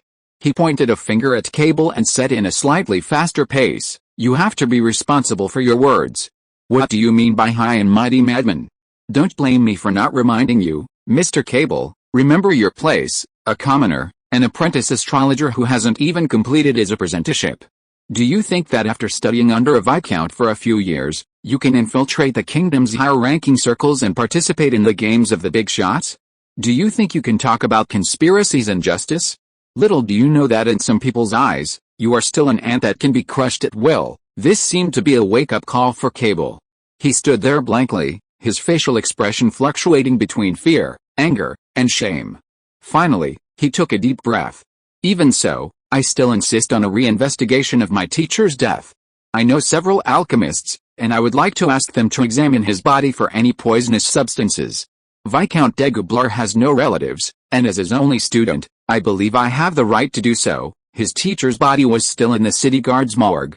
Perhaps because of the deep doubts surrounding his teacher's death, or perhaps because of the sheriff's almost humiliating description of him, he made up his mind. "Very well. I grant your request," the sheriff sighed. "However, young man, don't blame me for not warning you. A moment of anger and immature impulsiveness will ruin you." Afterwards, Cable went home. He needed to carefully consider the alchemists who could help him launch his independent investigation. After making up his mind, he prepared to go out again, but found a small note that had fallen out from under the door. It contained only one short line: "Leave Collins immediately." It was written in red ink. The few words poured over him like a bucket of cold water, and a huge sense of crisis enveloped him. Actually, after leaving the sheriff's office, he regretted his impulsiveness. His elderly mother, recently released, was at home. Even if he didn't consider himself, he had to think of her. This time, Cable didn't hesitate at all. He immediately packed the necessary luggage and valuables, and under his mother's puzzled gaze, took her in a carriage and sped out of the city. Then came the scene of his encounter with Lister on the road. After a long and arduous journey, Lister and Cable finally arrived within the territory of the Bayhorn Alliance. Lister noticed Cable visibly relieved. "My friend, can you tell me what happened now?" "All right, Mr. Lister, I'll confess." Cable recounted everything that had happened in Collins to his friend, whom he had only known for a short time. He felt somewhat ashamed, because before leaving Collins, he was genuinely afraid that Lister, after hearing his story, would immediately rush back to Collins and reveal his whereabouts to certain people. After all, they had only known each other for a few days. Who knew if he would do that? "I see. Don't be ashamed, my friend. If it were me, I would be just as vigilant, not for myself, but for my loved ones," Lister comforted him. "I once again express my sympathy for your mentor." After entering the territory controlled by the Bayhorn Alliance, the two hurried to Niceburg. With Lister's help, Cable and his mother settled down temporarily. A few days later, they learned from adventurers and merchants about Collins. Collins' court astrologer had been murdered, and the murderer was his student. The reason was that the student coveted his mentor's years of stargazing records, and when he refused, he committed this terrible crime. Chapter 437 Northern Exploration Team. Snowflakes danced in the air, filling the space between sky and earth with a vast expanse of white. Stanford looked up at the sky, but couldn't make out anything, only faint rays of light filtering through the gaps in the snowflakes. This made him lose his sense of direction. This place was freezing. He wondered how those hairy barbarians survived. He shivered, then hurriedly fastened his trousers, turned, and took a few steps to a mound of earth that had risen from the ground. He lifted a thick animal hide, revealing a hole that shone with a yellowish light. The warm breath emanating from it made him eager to crawl inside. Sigh. Was his decision the right one? He sighed. Stanford, commander of the Northern Exploration Fleet, had been commissioned by Lord Paul Gleman, Lord of Alda, to lead 3 ships from the port of Fland on the northwest coast of the Kingdom of Aldo in June of last year, embarking on an exploration along the continental coastline towards the northern seas. Their northward journey had been going smoothly. 3 fleets set sail initially. Stanford and his team separated from the other 2 fleets at the edge of the bay, sailing north and surveying the area. They discovered that the northern edge of the Northwest Bay consisted of a massive peninsula jutting into the ocean. Stanford personally led a crew ashore to investigate. The peninsula was covered in hills and mountains, and they spotted traces of orc tribes. Given their consistently negative impression of orcs, they didn't want to risk contact and return to their ships. The inhabitants of the Northwest Bay had long known of the orcs' existence across the sea. In the past, during the era of rampant piracy, those notorious gangs included some tall, hairy individuals known for their brutality and bloodlust. The fleet continued sailing north along the coastline for a month, observing that the continental edge did not run straight north but rather diagonally northwest. Along the way, the exploration teams also surveyed and recorded the geographical information of the coast, especially areas suitable for building ports. According to Lord Grile's grand vision, fleets would one day arrive from the Northwest Bay, laden with artisans, provisions, and militia. Docks, warehouses, and shipyards would be built, becoming supply depots for even longer voyages. Their 3-masted sailing ship had a sea endurance of just over 2 months. After a month at sea, nearly half their supplies were gone. Fresh water could be replenished occasionally by going ashore, if they were lucky enough to find rivers and lakes, but food was a major problem. According to the original plan, they should have returned by now. However, during a reconnaissance mission, they were pleasantly surprised to discover traces of native humans. Before this, the expedition members had assumed that only orcs inhabited the area north of the Rocky Mountains. But the first encounter between the 2 unfamiliar groups was not friendly. The expedition's giant ship intimidated the natives paddling their canoes, and the 2 sides stood facing each other from a great distance. After a long standoff, the expedition took the initiative, lowering a small sampan and approaching the natives with a gesture of goodwill, throwing them a bottle of honey and a packet of salt from afar. They had intended to send some biscuits, but unfortunately, the biscuits on board were spoiled and infested with maggots. Sending them might anger the natives. The natives opened the 2 gifts they received, and the sweetness of the honey and the deliciousness of the salt immediately captivated their noses and tongues. They waved to the strangers from afar. They seem friendly. I think we should have a deeper exchange with them, the flagship's captain suggested. Stanford thought for a moment and agreed. So the first mate led his men ashore. The first mate took out a silver coin bearing King Rodney's image and gave it to one of the men who appeared to be the leader. However, when the man examined the coin, his expression was as if he were looking at a novelty rather than money. When the first mate presented the man with a finely crafted steel dagger, the large man jumped up with joy and then removed a jewel from his belt, giving it back to the first mate. The somewhat shy man, with a slightly ashamed expression, stammered and gestured wildly, as if explaining that the most valuable thing he possessed was this stone. It seems their society is still at the level of bartering, the first mate said to those around him. First mate, we have a lot of shards of glass on board, sparkly and shiny. Could we use them to exchange for food, if they have any? A crew member suggested, what he considered a clever idea. That's outrageous. Shards of glass are just trash. Trading trash for supplies, how can you be so shameless? So what? It makes no difference to them anyway. The first mate waved his hand to stop the crew's argument. All right. Let Commander Stanford decide. If we want to gain their support to explore wider areas, we can't engage in such deceptive behavior. As exchanges deepen, they will surely discover the truth. Stanford rejected the absurd suggestion. Before setting off, Lord Griles emphasized to me that if we encountered any natives we could communicate with, whether human or not, we must be friendly. After confirming that the other party was not hostile, Stanford personally led the team to the place where the natives lived. The buildings in this settlement, or village, were mostly low wooden houses or mud brick and thatched huts, and the living conditions were far worse than in the countryside of Arda a few years ago. In the center of the village was a particularly conspicuous tall wooden house, which should be the residence of the chief. The layout of the entire village was not clearly planned, and it would look very messy from a high place, but there was an open space in front of the chief's longhouse. Judging from the number and density of the buildings, Stanford estimated that there were about 400 or 500 people in the village. Considering that they might be dealing with natives from a foreign land, the exploration team had a scholar who was proficient in language research. Through some guesswork and observation, Stanford was pleasantly surprised to find that there was a certain scale of agriculture here, but it should still be mainly based on fishing and hunting, as animal heads and bone ornaments could be seen everywhere decorating the walls. The people here seemed to use wooden and bone tools, and their clothing was made of animal hides. The expedition brought out many metal tools, such as hammers, axes, shovels, nails, and needles, as well as 3 bolts of cotton cloth and several sewing threads, expressing their intention to exchange them for some food. An elder who appeared to be of high esteem, presumably the leader, opened his eyes wide upon seeing the strangers' offerings. He picked up each item as if it were a precious treasure, gently stroking it. The expedition successfully exchanged for 30 bags of grain and 5 bags of dried, hardened meat. There was something even more enticing, fur, that they could resell for a fortune, but food was more important at the moment.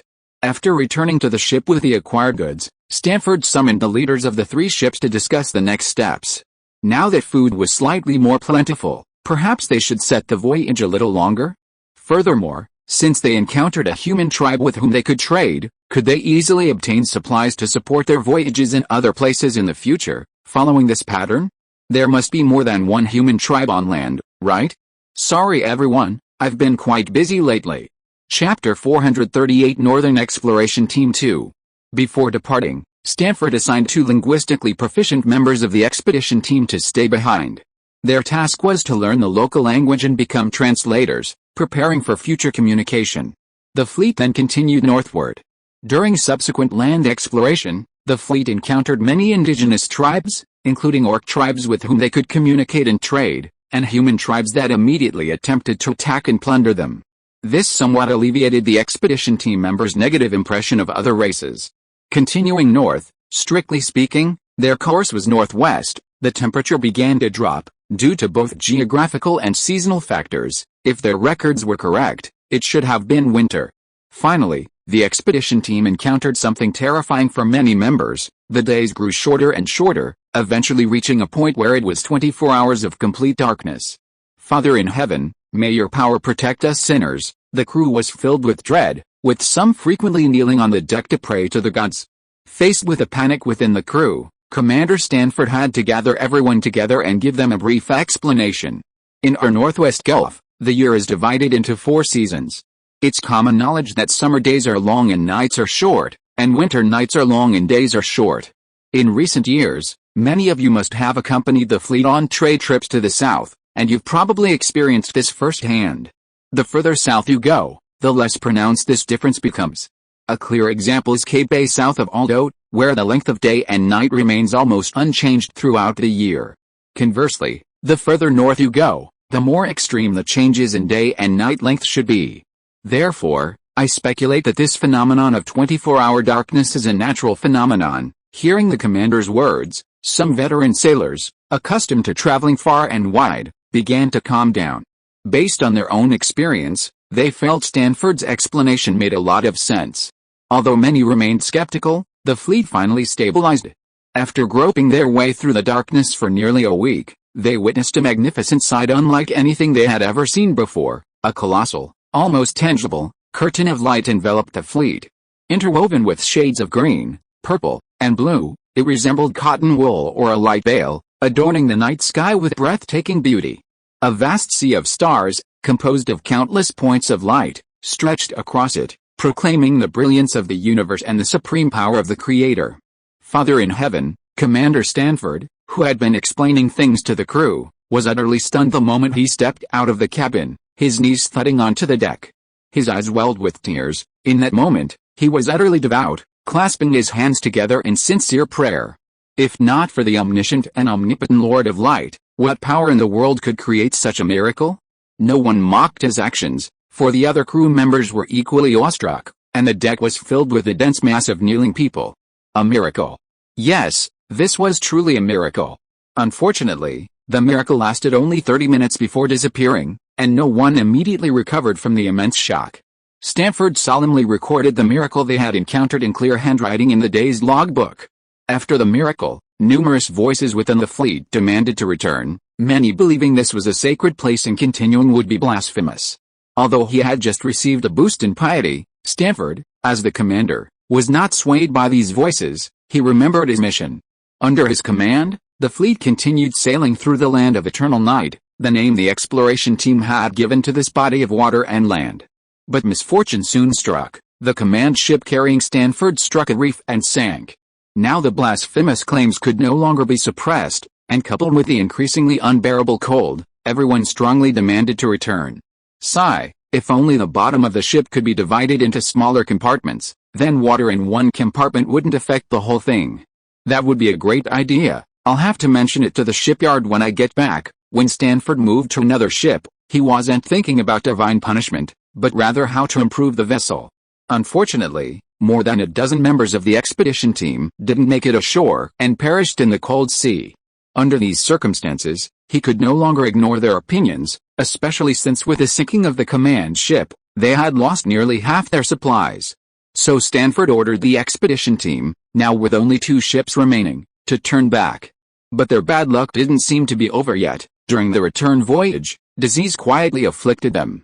At first, it only spread on one ship, but soon cases appeared on the other.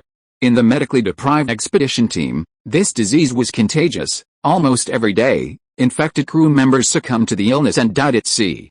The team members became increasingly convinced that they were cursed for blaspheming God. This put Stanford under immense pressure. While their misfortunes were not uncommon on long voyages, in this unfamiliar sea far removed from human civilization, negative emotions were amplified many times over, and mysticism flourished. Finally, the Northern Expedition team stumbled back to the Stag tribe, a name they learned later, the tribe where they had previously conducted trade. The expedition, which had set out with 300 people, was now reduced to only about 100, a fact that greatly shocked the prospective translators who remained in the Stag tribe to learn the language. After paying a portion of their wealth, the expedition was allowed to rest and recuperate in the Stag tribe. However, when they were ready to set off again, they discovered their misfortune was far from over. The natural harbor used for temporary ship anchorage had frozen over overnight. Stanford's idea was for the expedition to spend the winter in the Stag tribe and sail south again the following year after the ice thawed. But the loss of their means of transportation only intensified the homesickness of some members of the expedition.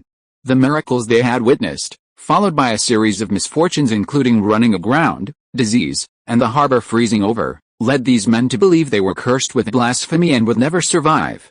Even if they miraculously escaped death, further calamities awaited them. Therefore, they hoped to die on land closer to their homeland in the Northwest Bay. Disregarding orders, this group insisted on returning to Alder by land. Very well, since you insist, I will go with you, Stanford decided. Long ago, Stanford had been an adventurer, skilled in wilderness survival, and he felt his experience could help his men, whose minds were nearly driven to despair. He felt responsible for the expedition's plight as commander, regardless of whether he was the direct cause. After ordering his deputy to stay and command the fleet, he and 30 other men, leading 10 reindeer acquired in exchange from the tribe, carrying food and wrapped in thick animal hides, embarked on their southward journey. What blocked their path was an endless primeval forest and countless indigenous tribes, friend or foe, within it. If you are listening to this novel on a channel other than Fanfic World, it means it was downloaded and re-uploaded without effort. We warmly invite you to visit our channel, Fanfic World. There you will find the original version of this story and many other novels of various genres. We look forward to seeing you dive into a world of incredible novels. Chapter 439 or Caravan. 30 people traveling south by land were crossing a grassland when a sudden blizzard struck. Fortunately, one of the team members found a deep, half-buried cave on a hillside. Inside, they discovered a surprisingly spacious cavern with stone pillars supporting the ceiling, clearly showing signs of human carving. They then found what appeared to be murals. This is an underground palace, or rather, a tomb, but it's obviously been looted and stripped bare, a knowledgeable team member pointed out. Near the entrance were numerous animal bones and traces of fire, leading Stanford to deduce that it had been used as a temporary campsite on several occasions. To escape the snowstorm, they crawled into the cave, covered the exit with animal hides, and lit a fire. The cave quickly warmed up, much more comfortable than their tents outside. Exhausted from the long journey, the team members sat or lay down, many dozed off, while others ate. Stanford dozed off by the fire for a while, then a sudden urge to urinate woke him, so he went outside to relieve himself. Fast forward to the present. Stanford fastened his belt and, standing in the snow, reflected on his experiences over the past few days. He planned to get some fresh air before returning to the cave. His gaze pierced through the swirling snowflakes, looking towards the blurry distance. Something seemed to be moving on the horizon. Stanford immediately became alert. He rubbed his eyes and looked again. Indeed, although it was indistinct due to the snow, he definitely saw something. Stanford immediately turned and went back into the cave. "Wake up!" Be on alert, he shouted as he lifted the animal hide covering the cave entrance. "What's going on, boss?" Alkit, the vice captain of the team, asked in surprise. He was from the Navy, previously serving as a gunner on a flagship, and had joined the exploration team to manage the use of firearms on behalf of the military. "Someone's approaching, probably local natives. Be careful." Hearing their commander's words, the men in the cave tensed, quickly drawing their assigned weapons. Their unit carried 20 iron swords, 10 iron axes, 10 crossbows, and 6 matchlock muskets equipped with bayonets. "We can't stay in the cave," Matthew said, his palms sweating as he held a matchlock musket. He was actually quite a young man. Stanford patted him on the shoulder. "Listen, don't make a sound yet. I'll go out and check the situation. They're still some distance away. If they're just passing by, that's good. If their target is here, then we'll go out and set up defenses." Stanford emerged from the cave, the rest of them waiting quietly for his report, ready to rush out at any moment. "They're coming towards this cave." Stanford's heart sank further. And there were quite a few of them, about 100, riding many, what appeared to be livestock, or cavalry. They might have been attracted by the reindeer tethered near the cave entrance.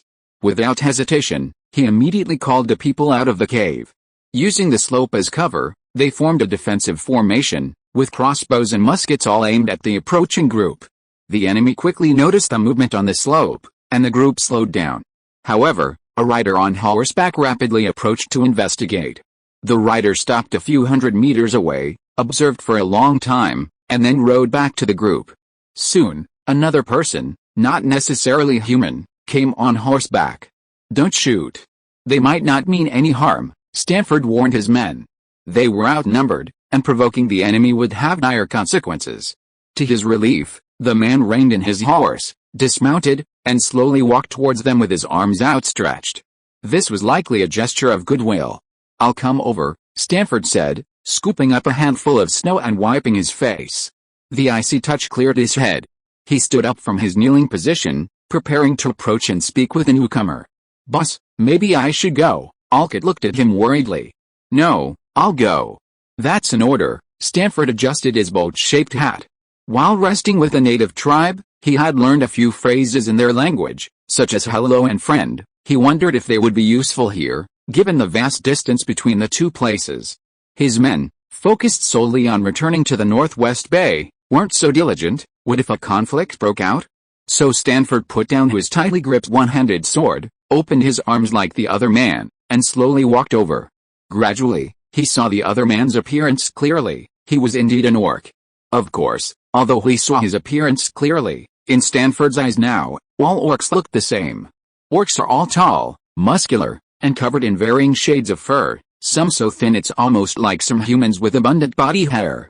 Their upper ears are more pointed than humans, and their lower canines are thick and long, making them very noticeable when they speak. Some male orcs even have their lower canines protruding when their mouths are closed. The male orc before him was a typical example of this. Just as Stanford was wondering whether he should greet him in the native language, the alien spoke first, startling him. A human from the south. Stanford was stunned. This guy could speak Alder.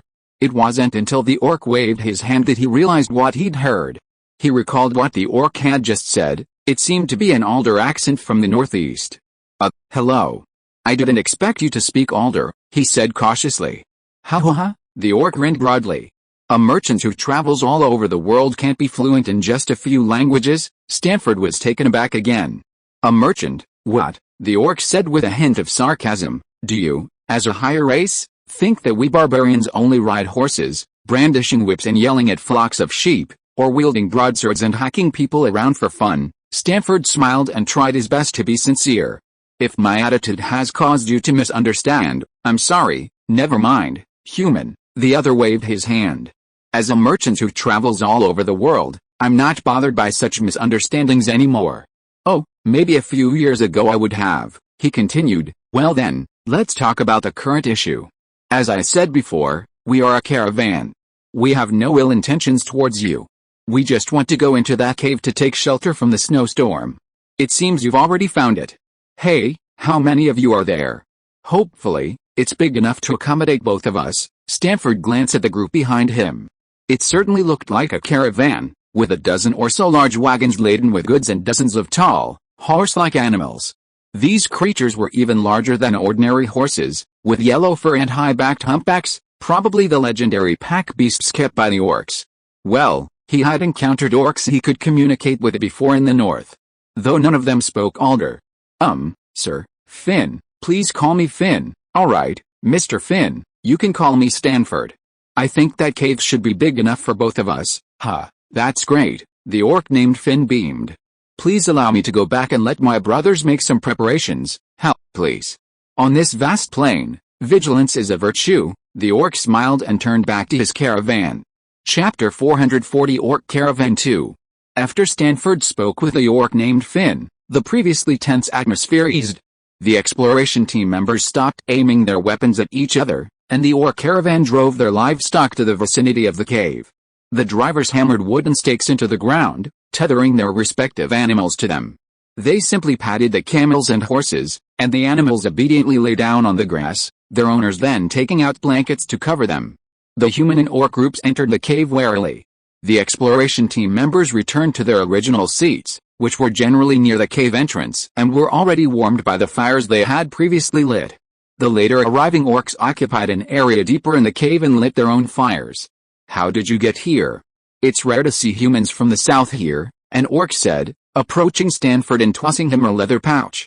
Stanford pulled out the cork, and a strong smell of alcohol filled the air. The two began to talk. We came by sea, hoping to buy furs to sell in the south, Stanford said briefly, not elaborating on their true mission. Oh. Fur, that's good stuff.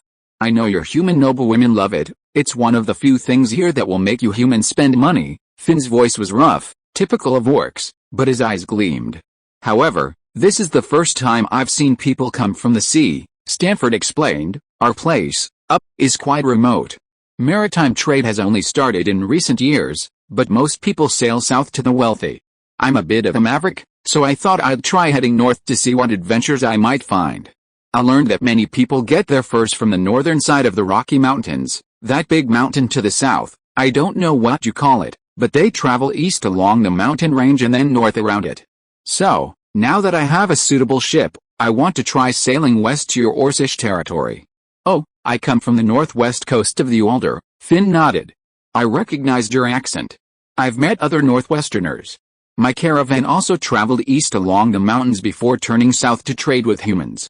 By the way, you said you came by sea, so where's your ship? Why did we run into you here?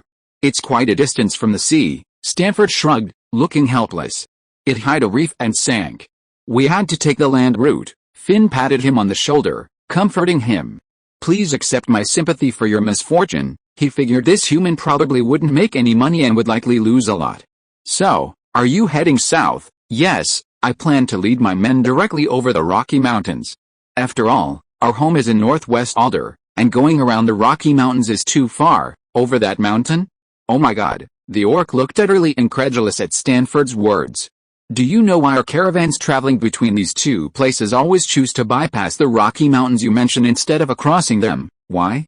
Surely it's because the mountain roads are rugged, the terrain treacherous, and difficult to traverse? Stanford had some doubts himself. Even with such complex terrain, hadn't a traversable road been carved out over such a long history? It seemed only the eastern section of the Rocky Mountains occasionally saw small groups of orcs cross the mountains into Alder territory. Historically, large-scale orc invasions of Walder always involved forcibly breaking through the Nereidane corridor in the northeast of the kingdom. There was no record of orcs crossing the mountains from the northwest bay. The orc explained, that's one reason, but mainly because it's dwarf territory. Those stubborn fellows hate any intelligent life outside their own kind. Dwarf? You mean dwarves? Stanford asked, scratching his head. An image of a short, stocky man with a large beard popped into his mind, a creature that existed only in legend in the Northwest Bay. The orc nodded and said, yes, it's the dwarves. Human, I must warn you, they're a group of people you shouldn't mess with. Stanford found it somewhat amusing. Could they be more formidable than the orcs? He remained expressionless. How so? The orc before him said gravely, the Loki Mountains are tightly controlled by the dwarves. Any other race that enters gets lost, and only a lucky few manage to escape by chance. How do they do it? I don't know the specifics, but rumors say this race uses a kind of magical magic. Magic? Stanford was utterly astonished. The orc said, but I'm more inclined to believe the dwarves deliberately complicated the terrain of the mountains. You know, they're rumored to be very skilled at carving mountains and digging tunnels. Such a large mountain range isn't a simple project, my friend. You have to understand, these guys have been entrenched in the Loki Mountains for thousands of years, and there aren't many walkable areas to begin with. They just need to choose key locations and modify them. That's true, but how do you know so much, at least relative to us? Dwarves are practically legendary creatures where we're from. I only heard from a very old grandfather in my village when I was young that he saw a dwarf once, and I haven't heard a definite trace of them since. The orc shook his head. It seems they're not keen on dealing with you. But on this side of the mountain, the dwarves occasionally come to the edge to trade with us for things like furs. Oh, and their crafts are indeed quite good, to be fair, much more exquisite than yours humans. It's just that they don't come out to trade very often. This is troublesome. Stanford fell silent. What would happen to his group if the orc was telling the truth? If it was merely a matter of complex roads and the risk of getting lost, perhaps the orc was exaggerating to scare them, and his group had skilled navigators. But what if the dwarves in the mountains were hostile to other races? Would they ambush them, capture them as slaves, or simply kill them? Seeing Stanford deep in thought, the orc named Finn rambled on for a few more minutes before returning to his group. Finn, an older, gray-haired orc, called out his name. You talk too much to a group of strangers. Finn grinned, his fangs gleaming. Do you know? These humans came from the sea, a group of warriors. The sea. Several orcs nearby, including the elder, looked astonished. That must have been an incredibly perilous journey, the elder murmured. Yes, Finn said with deep emotion, the sea and that mountain range to the south are forbidden zones for us. That mountain range will soon be no longer forbidden. The elder stared at the fire, a faint glint in his eyes.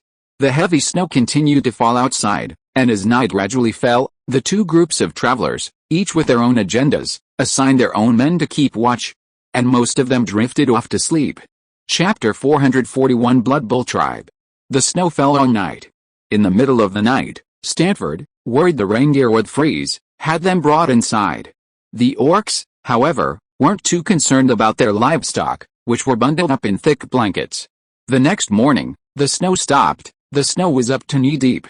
After internal discussion, the majority of the expedition team advocated for a direct crossing of the Rocky Mountains, a decision Stanford respected. An orc named Finn invited them to join the journey, saying that by traveling with them, they could obtain supplies and rest from the tribes they traded with. We don't know how to cross that mountain range, but at least the tribes we visit occasionally have dwarves come to trade. Perhaps you could talk to them, the orc said, which appealed to Stanford. After a night together, the expedition team and the orcs developed a basic trust, so they followed the caravan southwards. During their journey, Finn introduced Stanford to the caravan's leader, an old orc whose name was pronounced Eugene. Unlike the lively and talkative Finn, this elderly orc with white hair was serious and unsmiling, more like a general leading an army than a caravan leader. The two groups, hastily joined together, headed southwest. Gradually, the trees became more abundant, and eventually they entered a vast primeval forest. Unlike herding sheep and horses on the grasslands, the tribes here mostly rely on fishing, hunting, and farming for a living, Finn explained, introducing the area. Along the way, they passed through several tribes. After trading with each tribe, the caravan immediately set off for the next. Stanford noticed that there were also some small human tribes here, but when they saw orcs, most of them showed undisguised wariness. It seemed there was exchange and trade between them, indicating that tribal conflicts were always present. Finally, they arrived at their last stop, the tribe closest to the Rocky Mountains, the Blood Bowl tribe. "Welcome. My friends," an older orc, roughly the same age as the caravan leader, stood at the wooden gate of the village to greet the caravan. "My friends, it's been a long time," the caravan leader, who hadn't smiled much on the journey, grinned, revealing long fangs, and went over to embrace the caravan leader tightly. Finn quietly introduced the orc to Stanford, who was standing nearby, the one embracing Lord Eugene as chief Asoi of the tribe. "He's a generous man, but you should be careful of his eldest son, Gunther, the one standing behind him. He's a greedy and cunning fellow." Sigh. "I really don't know how a man like Asoi could have such a son." Finn shook his head inside, while Stanford turned his gaze to the area behind Chief Asoi, where a tall and burly orc, shirtless despite the cold weather, indeed seemed like a formidable opponent, as Finn had said, with a fierce expression. Suddenly, the orc seemed to sense something, his two sinister eyes darting around until they spotted the two men who were judging him. Finn and Stanford immediately turned their faces away, pretending nothing had happened. "Who are these people?" the old chieftain asked, looking at the humans mingling with the caravan with suspicion. "Oh, we met them on the way. They're a group of adventurers looking for furs here, but they're all warriors. They came from the south by boat across the sea, and now they want to cross the Rocky Mountains to return south," Chief Eugene explained. "Cross the sea? And they want to cross that mountain?" The old chieftain's eyes widened. "They are indeed warriors. Invite their leader to the banquet later." And so, Stanford inexplicably became a guest of honor at the local tribal chieftain's house. The banquet was held in a wooden longhouse. The orc banquet was very simple in style, with no musicians, no elaborate formalities, no beautiful carpets, and no ostentatious decorations. The group sat around a huge rectangular wooden table, eating meat and drinking wine heartily. Some even drank directly from wine jugs. Although there were no songs or dances, there were wrestling and axe-throwing performances to liven things up, much to the delight of Stanford and his temporary vice-captain Matthew, who had accompanied him to the banquet. "Guest," the old chief, after gulping down a large bowl of wine, asked Stanford, who was holding a bowl as big as his head and looking bewildered. "Could you tell us, these guys who have spent their whole lives in the forest, about your experiences on the road?" "Oh, I would be happy to share my experiences with my esteemed host," Stanford readily agreed. "We had just sailed out of the bay and turned north when we encountered an incredibly large whale. You know whales, right? But the whale we encountered this time was exceptionally large. I estimated the part above the water to be over 20 meters long." A chorus of boos immediately filled the banquet hall. "Haha. This human is such a braggart. A fish over 20 meters long? You must have seen it in a dream." The chief's son, Gunther, led the loud mockery. The group surrounding him joined in the laughter. Matthew, looking indignant, was about to stand up and retort when Stanford grabbed him. He maintained a faint smile and continued in a calm tone, "We continue sailing north. The days are getting shorter and the nights are getting longer." He described to everyone what he had seen in the land of eternal night, introducing the vibrant world amidst the ice and snow, giant bears covered in white fur, plump otters, lazy seals, and natives who tenaciously survived the bitter cold, both orcs and humans, and that almost miraculous curtain of light. "Incredible," the chieftain picked up his bowl again. "You mean, even there, traces of humanity still exist?" "Yes, chieftain. Even there, civilization has not vanished." Asoi raised his bowl. "Gods. To life, to life." Everyone in the hall raised their bowls in agreement. After everyone had finished drinking, the old chieftain said to Stanford, "Please forgive my son's rudeness, but that's how we orcs are. We say what we mean. We can't keep secrets." Stanford smiled and nodded, accepting the apology. Then he picked up a delicate wooden box with both hands, stood up, and said, "Respected Chief Asoi, this is a gift we present to you." A burly orc standing beside the chieftain came over and took the box from Stanford with both hands. He wanted to open it to inspect it, but Chief Asoi shouted, "No, Yerai, let me open it myself. I'm very curious." The orc named Yerai had no choice but to return to the chieftain and hand him the box. Asoi carefully opened the box under everyone's gaze. "Wow, ho, oh my," a chorus of exclamations filled the hall. Inside the wooden box lay a bottle, but this bottle was simply too beautiful. Most of the bottle was covered in white, like freshly squeezed milk, with exquisite blue patterns outlining its surface, flowers, birds, so lifelike they seemed as if the birds might leap from the bottle at any moment. The beastmen, who usually used earthenware bottles and bowls, were astounded. Whether high-ranking chieftains or busy servants, none had ever seen such exquisite vessels before, and they all marveled at it. This is truly priceless, Chief Asoi murmured, his eyes glued to the porcelain bottle. Chapter 442 The King of the Grasslands. The appearance of the porcelain caused a stir at the banquet. Chief Asoi generously passed a bottle around for everyone to admire, but forbade anyone from taking it out of its box to avoid breaking it. His son, Gunther, carefully examined the bottle for a while after receiving it, then glanced at Stanford with a shifty look. So, you intend to cross the Rocky Mountains? Oh, I must say, human warriors, it's a bold, even somewhat foolish, decision. Chief Asoi raised his cup and began to converse with Captain Stanford. Yes, I am, after all, an adventurer. The urge to explore the unknown always flows in my blood, regardless of whether the unknown is dangerous. A toast to your courage. The orc chieftain gulped down another large bowl of wine and casually wiped his mouth with his arm. In that case, you'd better wait for the dwarves in the mountains to come out and make contact with them. Maybe those stubborn guys can lead you there. Thank you for the reminder. That's what I was thinking of doing too. On the way here, Stanford had also planned to make initial contact with the dwarves to see if he could get their help. If they were easy to talk to, that would be great. If they weren't, he would have to sneak into the Rocky Mountains and smuggle himself across. Soon, the main event of the banquet began. Eugene, the caravan leader, loudly announced the goods they had brought. Salt, cloth, tea, and various iron pots and pans were all things that the Blood Bowl tribe, which lived deep in the forest, lacked. Every time old Eugene finished reading something, the tribal chiefs beamed with joy. Then they discussed and even argued loudly, either busy fighting for their own family's quota of goods or haggling with the caravan members.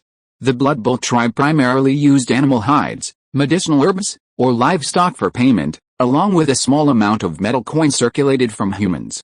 The banquet, which began in the evening, continued until around 9 p.m. before the guests gradually dispersed. Stanford helped a somewhat dizzy Matthew back to his lodgings. Night deepened, but the chieftain's longhouse was still filled with light. A roaring fire in the center of the house provided warmth to the spacious interior and cast the shadows of two tall orc figures against the wooden walls adorned with various animal hides and skulls. Chief Asoi of the Blood Bowl tribe held a porcelain bottle he had received as a gift at the banquet. Its smooth surface shimmered with a dazzling light. What a beautiful object, Asoi exclaimed again, genuinely admiring it. My old friend, Eugene, the caravan leader sitting opposite him, snorted. Has your heart now reached the age of being obsessed with trinkets? Oh, Eugene, that's a bit harsh. Shouldn't beautiful things be appreciated more? Asoi retorted to his old friend, then said with a sigh, humans are truly an incredible race. Cunning and wise, greedy and ambitious, and only they could invent such beautiful porcelain. HMPH, Eugene said with some disdain. Perhaps humans are superior to us orcs in intellect, but in terms of bravery, 10 humans are no match for one orc. Asoi said helplessly. If you mean fighting bare-handed, that's true, but what if humans put on armor, mount war horses, and take up spears and swords? Eugene countered. That was before. Now, we've also learned iron smelting, we've also learned to forge stirrups. And orc warriors can also wear armor and wield swords. Asoi was about to continue his debate with his old friend, but Eugene waved his hand to interrupt him. All right, my old friend. Stop beating around the bush. Chieftain Abar didn't send me here to discuss racial traits. Just tell me, what's your decision? When are you going to pledge your loyalty to the chieftain? Asoi narrowed his eyes. Are you trying to force me to make a choice? Eugene shook his head. This isn't forcing you, it's going with the flow. The orcs have been scattered for too long, like sand strewn across the land. The plains need a new king to rule them all, but this is deep in the forest. As long as you still consider yourself an orc, you'll always be a child of the plains. Asoi gazed at Eugene. Old friend Eugene, we orcs have our traditions that are deeply ingrained in our nature. For so many years, we've lived happily like this. He hesitated for a moment and said, but I've heard a lot about Chieftain Abar's deeds. It's said he keeps some human favorites, invented some official titles modeled after human kingdoms, and is even tinkering with orc script, trying to promote some kind of etiquette and rules. I've heard that tribes loyal to him can no longer migrate freely, that disputes between tribes must be adjudicated by him, and that each tribe must send its strongest warriors every year to form an army loyal to him. I don't understand, is this still orcs? Where has our freedom gone? Why are there so many rules and regulations to restrict us? What I don't understand even more is that your words just now revealed a very disrespectful attitude towards humans, yet you are so loyal to a chieftain who tries so hard to imitate humans. Eugene hesitated for a moment, then retorted, I may not like humans, but that doesn't prevent me from learning their strengths. Besides, don't I admire those human warriors who cross the sea? Those things Abar imitates our strengths? Yes. Asoy, you only see freedom, but you don't see how many tribes are plunged into bloody battles every year for pastures and water, how many excellent warriors perish in meaningless fights, how heartbreaking. And the hatred caused by these battles is passed down from generation to generation, keeping us orcs a disorganized mess. Eugene reached out and grasped the flames tightly. Therefore, we must use rules and regulations to govern our people. And rules and regulations cannot be established without an authority.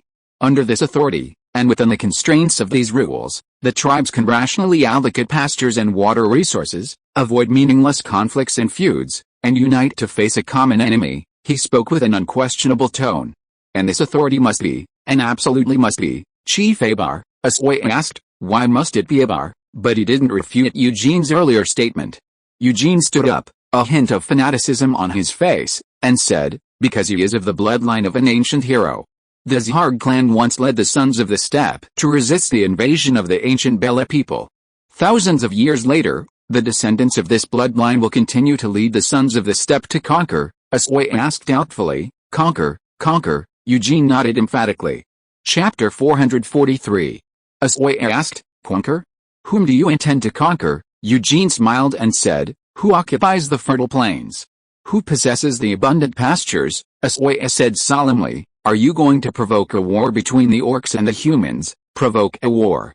No, my old friend. Eugene shook his head and said, war doesn't need to be provoked, because the war between the two sides has always existed. He said excitedly, just 100 years ago, the Ordos army emerged from the Naratan Valley every year to drive away the nearby orc tribes. You, living deep in the forest, thought this was a peaceful operation? Damn it, they themselves are not used to living on the grasslands, yet they don't let us live there either, viciously setting fires and burning the lush pastures trashes, creating a vacant lot that they call a buffer zone. But the establishment of the royal tent changed all of this. The orcs once again united under one banner and, through valiant battles, repelled countless attacks by the human army. While we can't say we've completely overwhelmed humanity, we can proudly say we've won more than we've lost. We no longer have to flee in panic at the sight of human armies like we did 100 years ago. Asoy remained silent, knowing the heavy weight of Orcish history. His tribe's ancestors had migrated deep into the forest to escape conflict.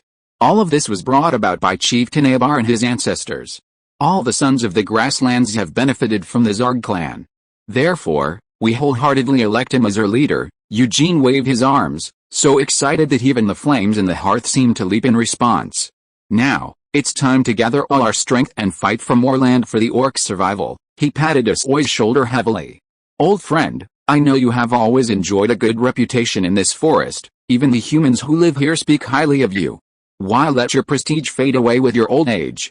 Are you content to spend your whole life here, silently turning into a pile of dust? Come, use your influence to gather the warriors of this forest to follow the royal tent. As long as they are willing to pledge allegiance to the great chief, even those from human tribes, we will accept them. Asoy's body trembled slightly. Clearly Eugene's words had stirred ripples in his heart.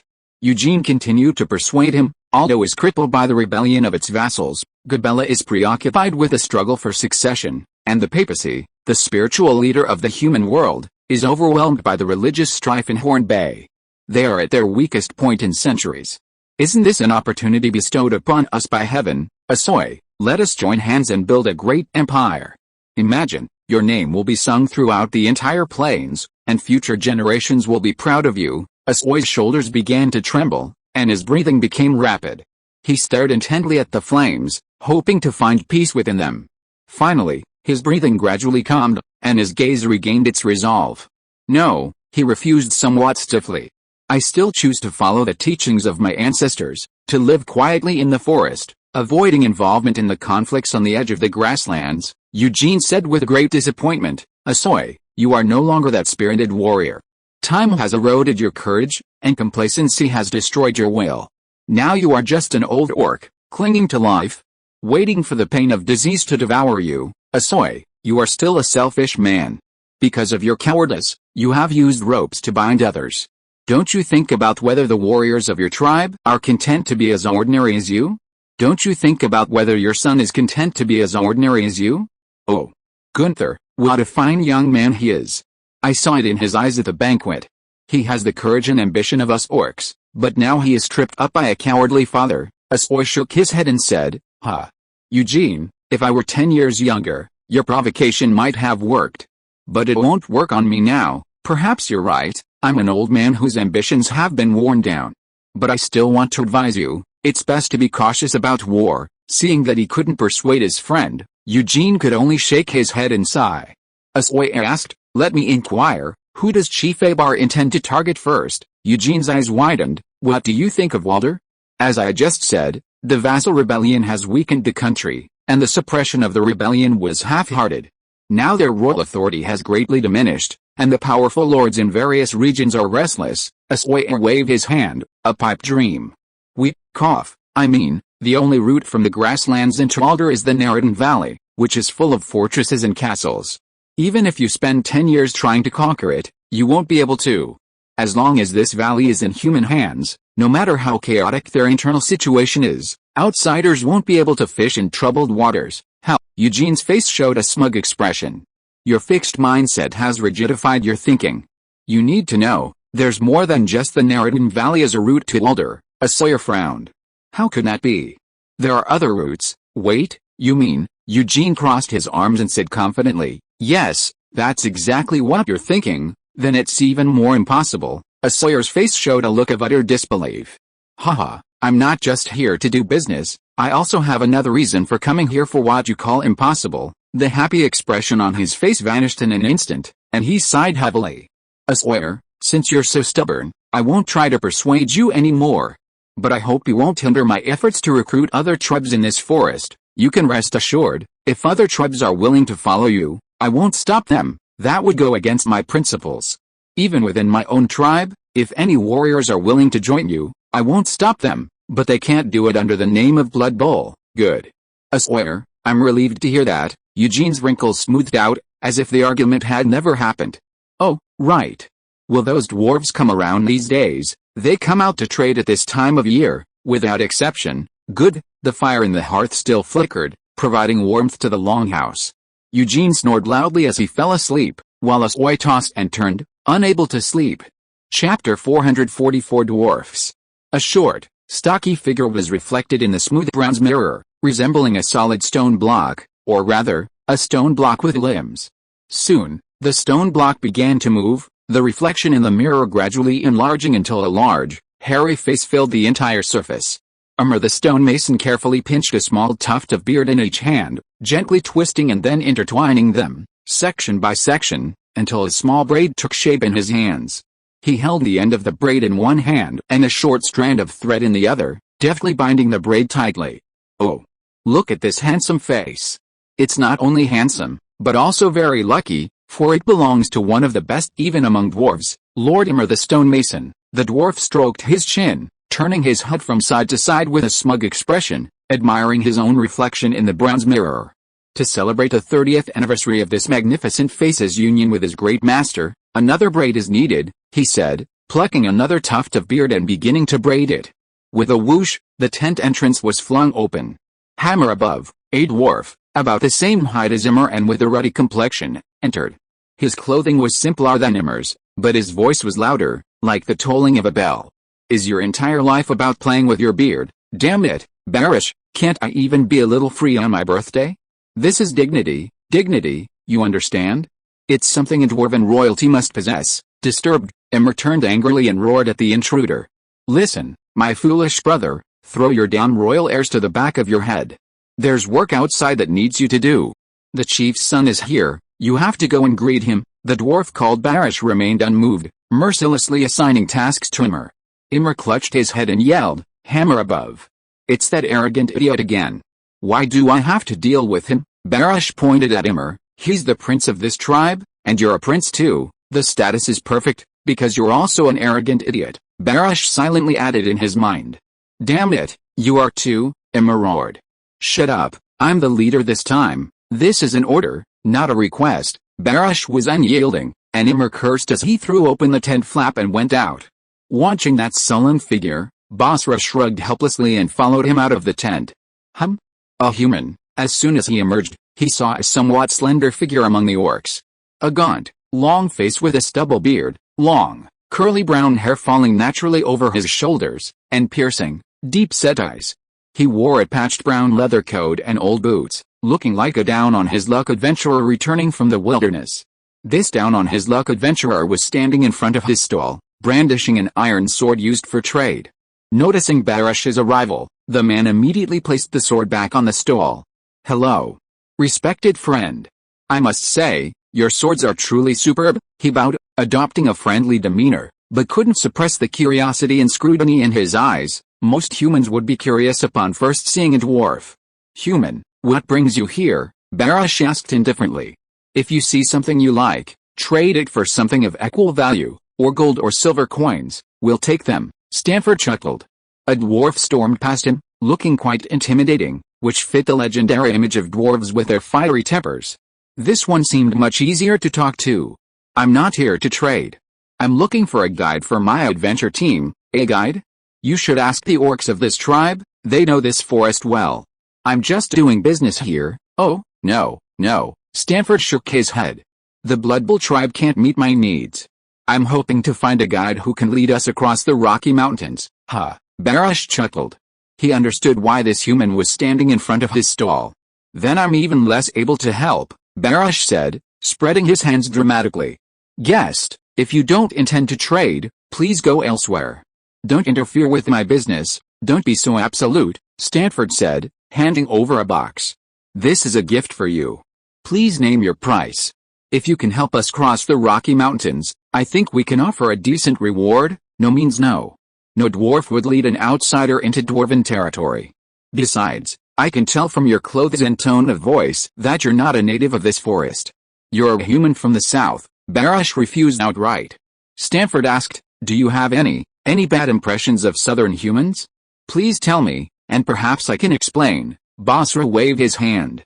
"I don't want to talk about this." Stanford had no choice but to take out the contents of the box. It was a porcelain bottle identical to the one given to Chief Asoy, the smooth surface of which dazzled Barish. "Look! What an exquisite work of art. Sir Dwarf, I hope you'll accept this gift." "Who said I was going to accept this gift?" The dwarf's gaze lingered on the porcelain vase for only a moment before looking away. "It looks like something flashy but impractical. This thing would break at the slightest touch, right? We dwarves prefer things that are sturdier and more durable. A ceramic vase is 100 times better than this in my eyes." "Well, you have a point." Stanford, slightly embarrassed by his refusal, withdrew the porcelain vase. "See? I told you these mountain dwellers are stubborn," a voice came from behind. Stanford turned around and saw the young orc Finn. "My friend, why don't you give me that porcelain vase? I'll be your guide around the Rocky Mountains and back to Alder from the Narradain Valley.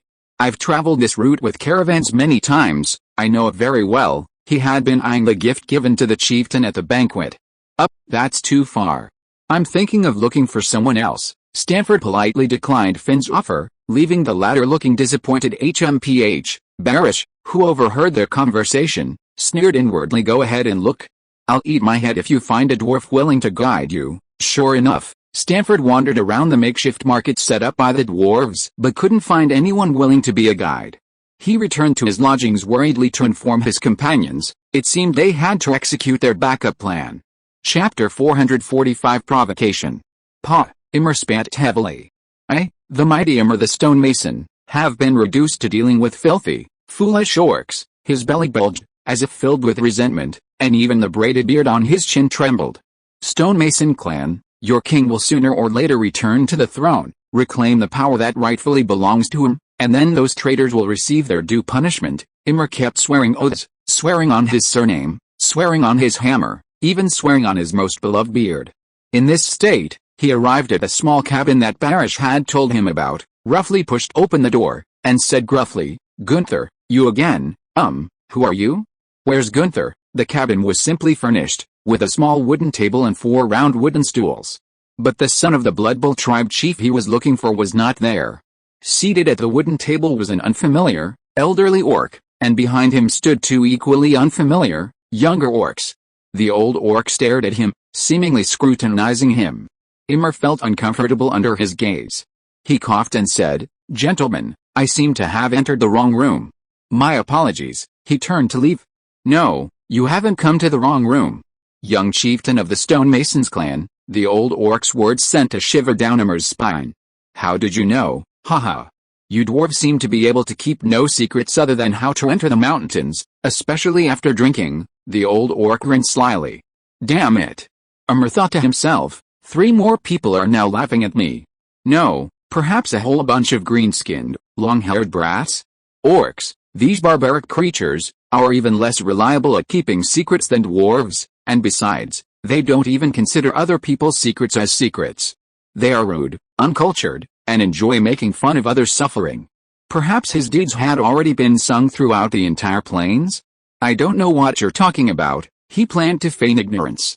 Dwarves and orcs didn't live together, let these barbarians say whatever they wanted. But it seemed a little too late. "Immer, you are the eldest son of the former chieftain of the Stonemason clan. But because you disobeyed your father, you were expelled from the Stonemason clan and had to cross mountains and valleys to seek refuge with a nearby Ironhammer tribe. Am I right?" The old orc's words pierced Immer's heart like a knife, his beard and braid almost swelling. The muscles on his arms bulged, and his clenched fists cracked. "Damn it, I really regret not bringing a hammer or axe with me. If I open up your bald head, I'd find a worthless thing the size of a peach pit inside." The 2 young orcs exchanged a glance, smiled contemptuously, and didn't move an inch, which made Immer even angrier. "Oh, poor Immer. You should learn to respect those older than you." The old orc's eyes held pity. "But I forgive you, because I sympathize with you. I know that what you have suffered is not a simple exile. You are forbidden from setting foot in your own clan's territory for life. Your right to inherit has been stripped, and when the man you call father dies, your brother will sit in the chieftain seat." "That's not my brother," Immer roared, provoked. "Just some clod of dirt picked up from who knows where." "Oh, poor Immer," the old orc spoke cruelly with a tone of pity. "No matter how much you shout here, you can't change the facts. Now you are nothing but a useless person. Living under the roof of others, relying on the protection of relatives, spending your days in a daze of drinking and illusions. You." The dwarf Immer's veins bulged. Eugene clapped his hands lightly. "The Ironhammer clan's arrangement of the useless is reasonable, haha. Look, aren't you the one sent to deal with their hated Gunther? Barish is truly your good cousin. This has nothing to do with Barish and Ironhammer. You are truly a magnanimous person, your highness. If I may be so bold as to ask, have they sent a single soldier to help you return home?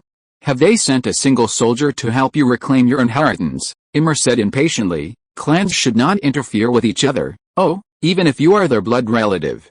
The degree of kinship among you dwarves is beyond the imagination of us crude orcs. Look, your own father treats you like this, and your uncle and cousin treat you the same way," Eugene exclaimed exaggeratedly. Enough. Immer's patience reached its limit. All the grievances, resentment, and anger he had accumulated suddenly surfaced, and negative emotions quickly gripped his entire heart. The dwarf lunged at the old orc like a mad bull, his speed so great that even the 2 young orcs standing behind Eugene couldn't react in time. Immer gripped the orc's fur clothing tightly with both hands, his immense strength allowing him to yank him off his seat in a single swift motion. Because of his height, Eugene was now dragged across the floor, his legs bent. Eugene's 2 guards angrily drew their weapons, one wielding a dagger, the other brandishing a mace, shouting for the dwarf to release Eugene, or they would make sure this arrogant dwarf never left the house. "Back off," Eugene waved his hand, ordering his men to retreat.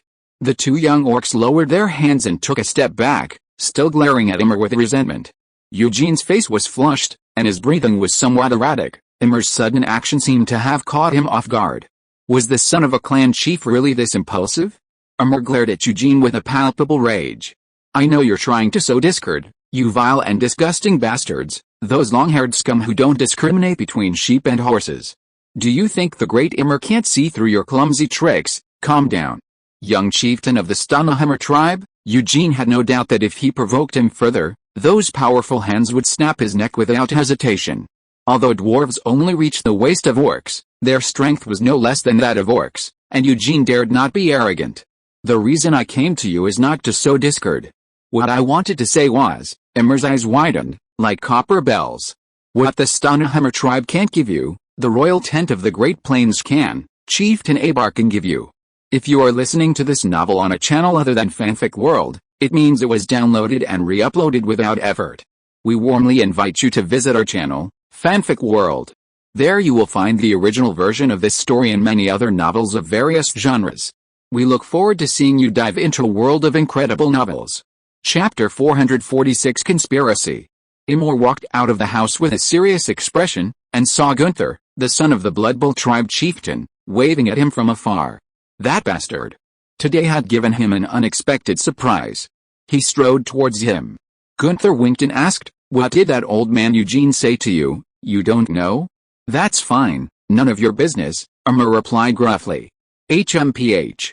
Fine, don't tell me, I'm not interested, Gunther said indifferently. But I have something you're interested in. He put his hand on Immer's shoulder, and given the height difference between the orc and the dwarf, from a distance, it looked like an elder encouraging a younger man. "Get your filthy hands off me," Immer grabbed Gunther's wrist in disgust and flung it away. "Your temper is as bad as ever," the chieftain's son rubbed his wrist, "but the benevolent and generous Lord Gunther still wants to tell you, there's a big deal waiting for us. Want to join in?" "A big deal?" Immer perked up his ears. He needed wealth, and his conversation with the old orc today had only strengthened his resolve to search for more riches to complete his plan. Gunther pointed a finger into the distance, and Immer looked in that direction. "Humans," he curled his lip in disgust. "What are these withered creatures doing here? Oh, don't underestimate that human." Gunther rubbed his hands excitedly, looking at the human with the greedy eyes. "I saw him pull out a priceless, I think it was called porcelain, a treasure, and give it to my father, who then hid it away. To catch Chief Oi's eye, it must be very valuable, right?" Immer pondered. "More than valuable." Gunther waved his arms exaggeratedly. "The moment that treasure bottle was taken out, all the decorations in our longhouse paled in comparison. Let me tell you." "So what business do you have with me?" Immer interrupted Gunther's increasingly exaggerated description, though he already had a pretty good idea of what was going on. Hell, Gunther chuckled, his wide grin revealing protruding fangs and drool dripping from the corners of his mouth. "I had someone secretly check the human and his companion's luggage. There were several boxes and bags, and they should contain many treasures like that porcelain piece. How about it? Want to pull off a heist?" Gunther looked at Immer with a sly gaze. He couldn't act near the Blood Bowl tribe. If his father found out, it would be disastrous. Gunther needed to lure the human to a place where he wouldn't attract attention. Those humans are planning to cross the Rocky Mountains and are currently searching the world for a guide. What place would be less likely to attract outside attention than the Rocky Mountains?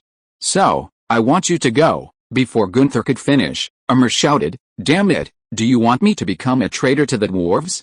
A whole bunch of humans, plus you and your men, if they're discovered by other tribes, how am I supposed to live?" Gunther said with a mocking smile. "Oh, dear Immer.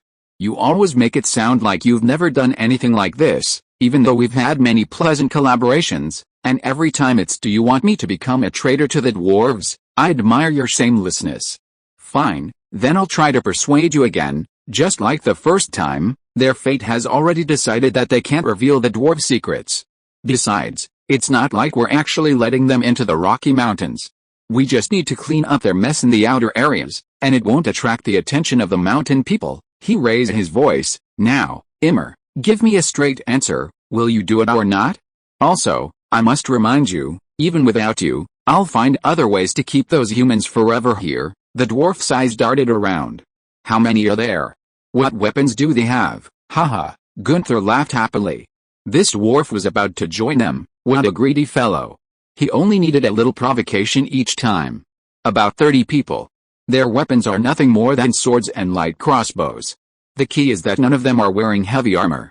I can take a few dozen armored warriors and take care of them. Alright, the spoils will be split 50-50, you get 20%, I get 80%, you get 60%, I get 40%, no. It's 20% for you, 80% for me. Damn it, I'm taking a huge risk. Stanford sat dejectedly on a tree stump, troubled by the lack of a guide. Was he really going to have to brave the Rocky Mountains without one? Hey, human, he heard a greeting and looked up to see what was happening. A stocky dwarf was walking towards him. He was shorter than the other dwarves, but his waist was thicker, and his most striking feature was his beard, which was meticulously braided into small plaits. He seemed familiar. Oh, were you calling me? Of course. Is there another human around here? The dwarf strode up to him and stopped. I heard you're looking for a guide to the Rocky Mountains. Yes, but I've searched your entire camp, and not a single dwarf is willing to help us. HMPH. That's because you haven't asked me, Grandpa Immer. You've searched our entire camp, haven't you? How come you haven't found me? It's not a big place. Stanford remembered. This was the same sullen dwarf who had stormed out of the tent at the beginning. I don't want to cause trouble. A smile played on his lips. I'm sorry, Mr. Immer, it was my oversight not to find you. So, you're willing to help us? Immer grabbed Stanford's sleeve and pulled him to a secluded corner. What's your name? You can call me Stanford of Arda, sigh. Everyone calls me kind-hearted Immer. I'll reluctantly make the trip, but you must swear not to tell anyone. Stanford closed his eyes, raised his right hand, and extended his index and middle fingers together. Under the watchful eyes of the Lord of Light and Paul Gleman, I swear I will not reveal to anyone that Mr. Immer is our guide. What is all this nonsense, my God and my Lord? Good. The dwarf lowered his voice, extending his hand in front of Stanford, his thumb and forefinger rubbing together. Well, although I helped you out of kindness, I also risk being discovered by my people, so, you understand. Stanford smiled knowingly. I understand. Please follow me. Not bad. Looking at the milk-white tableware with exquisite patterns laid out before him, Immer nodded. These things should fetch a good price from those stupid orcs who would even treasure crystals. Wait, perhaps after I regain my position as chieftain, I'll need a special set of tableware to highlight my unique status? These humans might have even more. I should have taken more. The thought of that idiot Gunther taking the majority makes me incredibly annoyed. Stanford, unaware of the dwarf's thoughts, said ingratiatingly, besides this set of utensils, there's also a bag of silver coins to offer once we reach the other side of the mountain. Good, Immer slapped his palm. You wait here a few more days. When my people are about to return, I'll find a reason not to go back with them, and then we'll secretly set off together. Thank you for your generous help. Stanford forced a grateful expression and grasped the dwarf's rough, almost sandpaper-like hand. Chapter 447 Robbery. After agreeing on the payment with a dwarf named Immer, Stanford finally felt a little relieved. After all, a stranger suddenly offering to help you without any apparent reason, while also taking on a certain risk, would naturally seem suspicious. However, if he had some ulterior motive, it would actually make people feel more at ease. Stanford returned to camp and announced the good news of finding the guide, eliciting cheers from his men. Seeing this, Stanford immediately warned them not to leak the news. Then, he ordered an inspection of equipment, sharpening of swords and gun barrels, drying of gunpowder, checking of grenade fuses, and preparation of tinder, striving for absolute safety. A necessary level of vigilance was still necessary. During this time, Eugene's orc caravan departed. Stanford bid farewell to Finn, whom he had come to consider a friend, and gave him a porcelain bowl. The young orc was overjoyed and earnestly invited Stanford to visit him on the plains if he had the chance. Finally, after 5 days, the expedition members, filled with excitement and tension, received news from the dwarf Immer. They would depart the following morning. At the appointed time, Stanford led 30 members, leading their 10 reindeer and laden with supplies obtained in exchange at the Blood Bowl tribe, on their southward journey. The journey was more of a narrow strip of sparse forest. They trudged through snow and thick, gray, withered grass, making their way with difficulty. Be vigilant. Wild beasts could leap out at any moment. I don't want to go looking for anyone who turns into a pile of stinking dung, Stanford warned periodically, fearing the rest at the Blood Bowl tribe might have made his men lazy. As the group progressed, the forest grew increasingly dense. Stanford, holding his compass, glanced at it every now and then to ensure they were heading straight south. 3 pine trees, 1 tall and 2 short, came into view. The middle tree was very lush, its dense needles forming several independent umbrella-shaped canopies, while the 2 pine trees on either side appeared quite short in comparison to the tall central tree. A sizable flat area surrounded the 3 pine trees, quite conspicuous in this densely wooded area. "We've arrived. Let's rest here for a while." Without his instructions, the team, which had already experienced a long adventure on land, didn't wander off. Those who needed to relieve themselves went in groups of 3 or 4. Stanford circled the pine trees, observing the surroundings, but found nothing unusual. They waited for over an hour, but the guide still hadn't arrived. The vice captain, Matthew, approached Stanford. "That dwarf isn't lying to us, is he?" Before Stanford could answer, they heard a rustling sound coming from the bushes to the west. The vegetation in that direction was very dense, even in the cold transition between winter and spring. The thin, gray branches of the dense bushes intertwined, obscuring the view of what was happening in the distance. "Be on guard," Matthew shouted. 10 crossbows were simultaneously aimed in that direction, and the others gripped their weapons. A moment later, the thick bushes were parted by a pair of short, stubby fingers, and a round head popped out. "It's me. It's me. I'm your guide, Immer," the dwarf Immer cried out at the top of his lungs. "Damn it. Someone, have a change of heart and pull me out of the bushes. Our guide has arrived." Stanford gestured for everyone to be at ease. He ran forward, grabbed the man's wrist, and pulled him out of the bushes. The dwarf rubbed his aching arm. "Oh, my arm. It's almost dislocated. I've suffered a lot to avoid being seen. You'll have to pay extra." Stanford shook his head. "I say, buddy, maybe dwarves have a different concept of time than we do? It's over an hour late. To hell with your time. You're talking to a dwarf who's only ever used the sun and hourglasses to tell time in your so-called hours? That's unrealistic." He stared longingly at the pocket watch on Stanford's chest, extending his short, stubby index finger toward it. "If you can give me this timepiece when you get there, maybe you can save a coin or 2 from your bag of silver." Stanford had shown him the pocket watch at the agreed meeting time, his dwarven bloodline fueling his intense curiosity about the contraption. On a glass-covered surface, evenly spaced markings formed a circle, and 3 coaxial hands moved at varying speeds along the circle, more captivating than porcelain. Immer knew of a profession among humans called mechanics, who specialized in researching strange machines. While their creations were often neither practical nor durable, the timer before him clearly didn't fall into that category. "I'll consider it." Stanford tucked the pocket watch into his robes. This action infuriated the dwarf. "HMPH, it'll end up in my hands anyway." "Well then, as agreed, please bring us."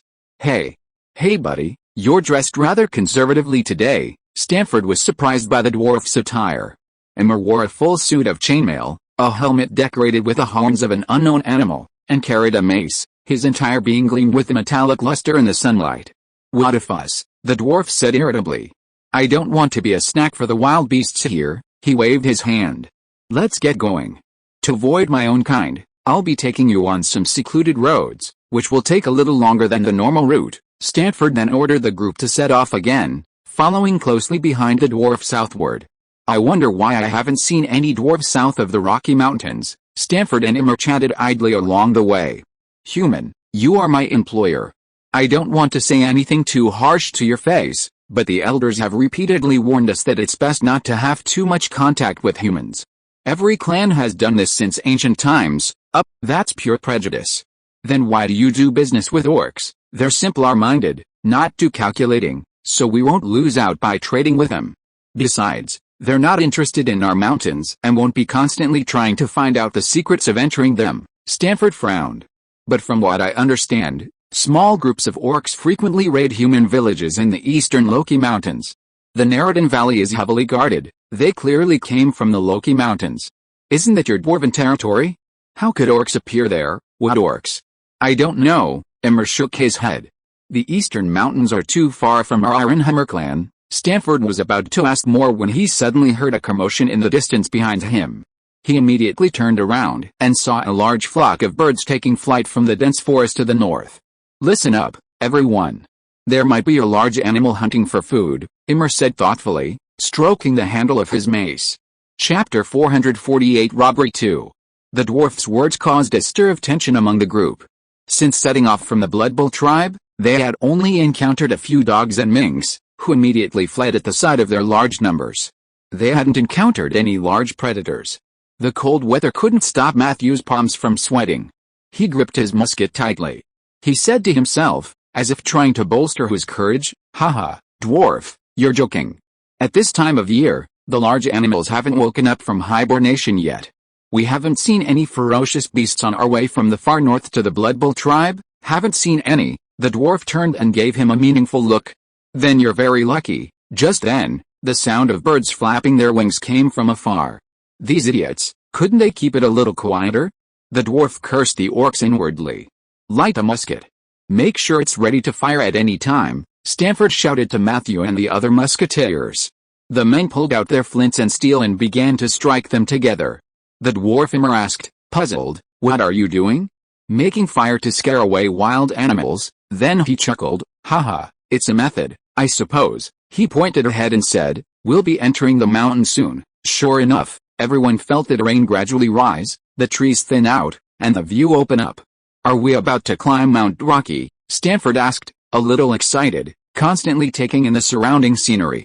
They were probably the first people to visit this mountain in the Northwest Bay in hundreds of years, albeit from the north. "Sort of. This is one path up the mountain, but we still have to cross several peaks to reach the main part." The dwarf plopped down on the ground. "I think humans should let the team rest and eat some rations. Climbing will be tiring." "All right. I think we should rest too. Matthew, tell the brothers to rest for a while and replenish their energy." "Yes, Captain." The dwarf crossed his legs, pulled out his water bottle, and gulped down a lot of water. Then his eyes were fixed on the dense forest to the north, as if waiting for something. He glanced at Stanford beside him and saw him pull out a cylindrical object, thick at one end and thin at the other, with crystal lenses embedded at both ends.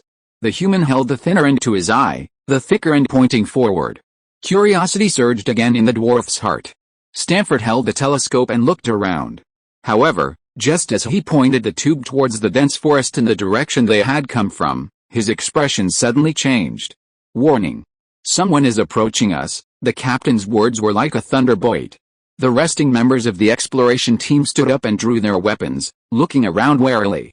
Stanford pointed to higher ground to the south and loudly commanded, "There, let's set up defenses behind that embankment." Immer frowned and said, "You shouldn't be making such a fuss.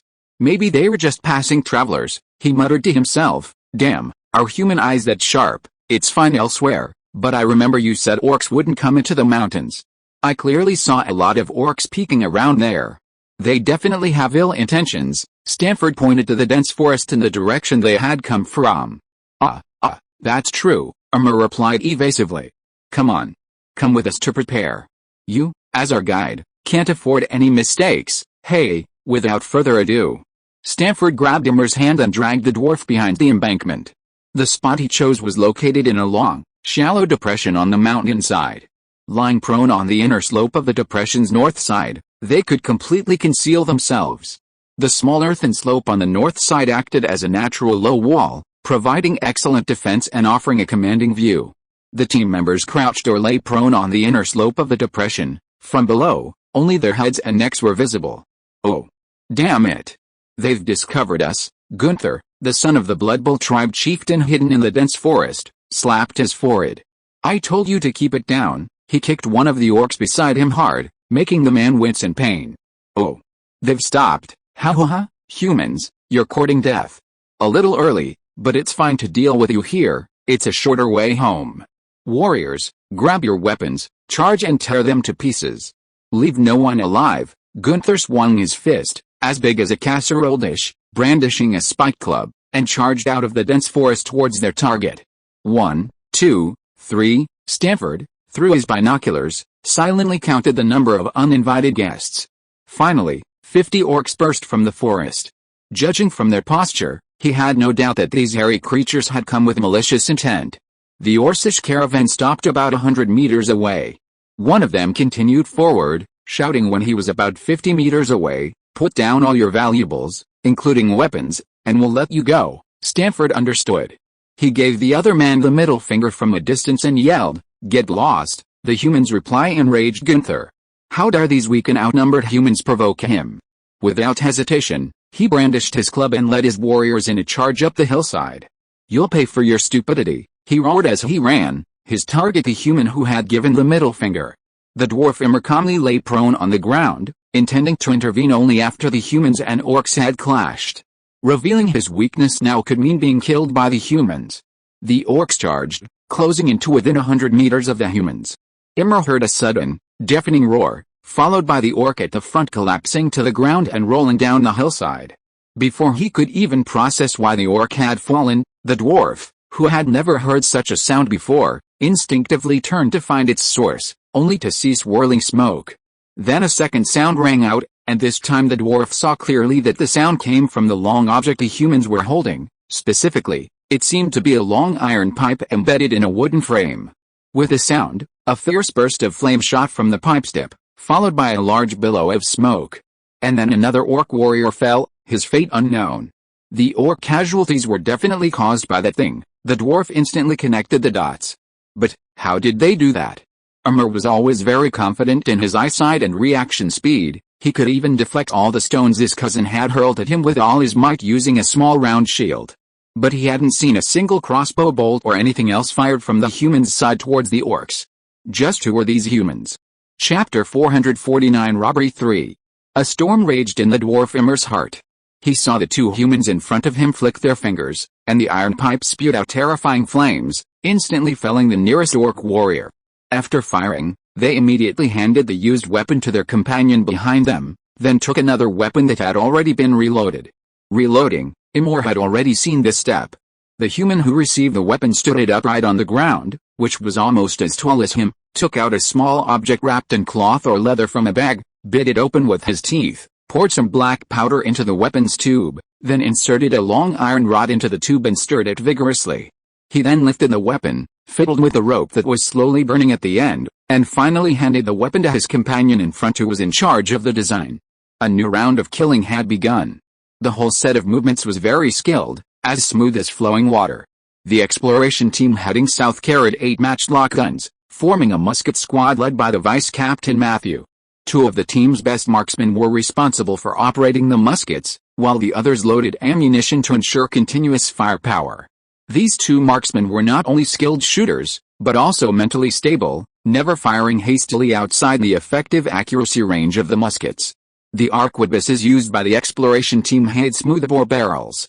While hitting the enemy at distances of 100 meters and above was practically a matter of divine intervention, the hit rate against large targets like human bodies at distances of 50 meters and below was quite considerable, especially since the marksmen were prone on the slope, providing support for their elbows and making the guns more stable.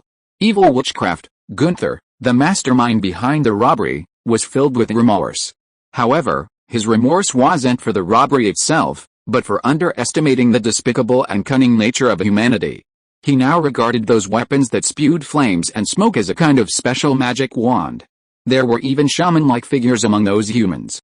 After the first few warriors were felled, he cleverly hid behind a large rock. The others followed suit, either finding cover or lying prone on the ground, their instincts telling them this would work. Without being prepared to sacrifice themselves, the orcs' earlier, ferocious charge came to an abrupt halt. The orcs dared not advance, the humans dared not descend, and a brief silence fell over the hillside. "You," Gunther pointed at the orc hiding with him, angrily accusing him, "is that bow and arrow you're carrying just for show? You idiot! Kill that human shaman now." "Yes, Lord Gunther." The orc archer immediately drew his bow, nocked an arrow, and darted away from the rock, firing the arrow. He hadn't even had time to aim at the human with the wand, he'd just randomly chosen a target. But the next second, his head exploded right before Gunther's eyes.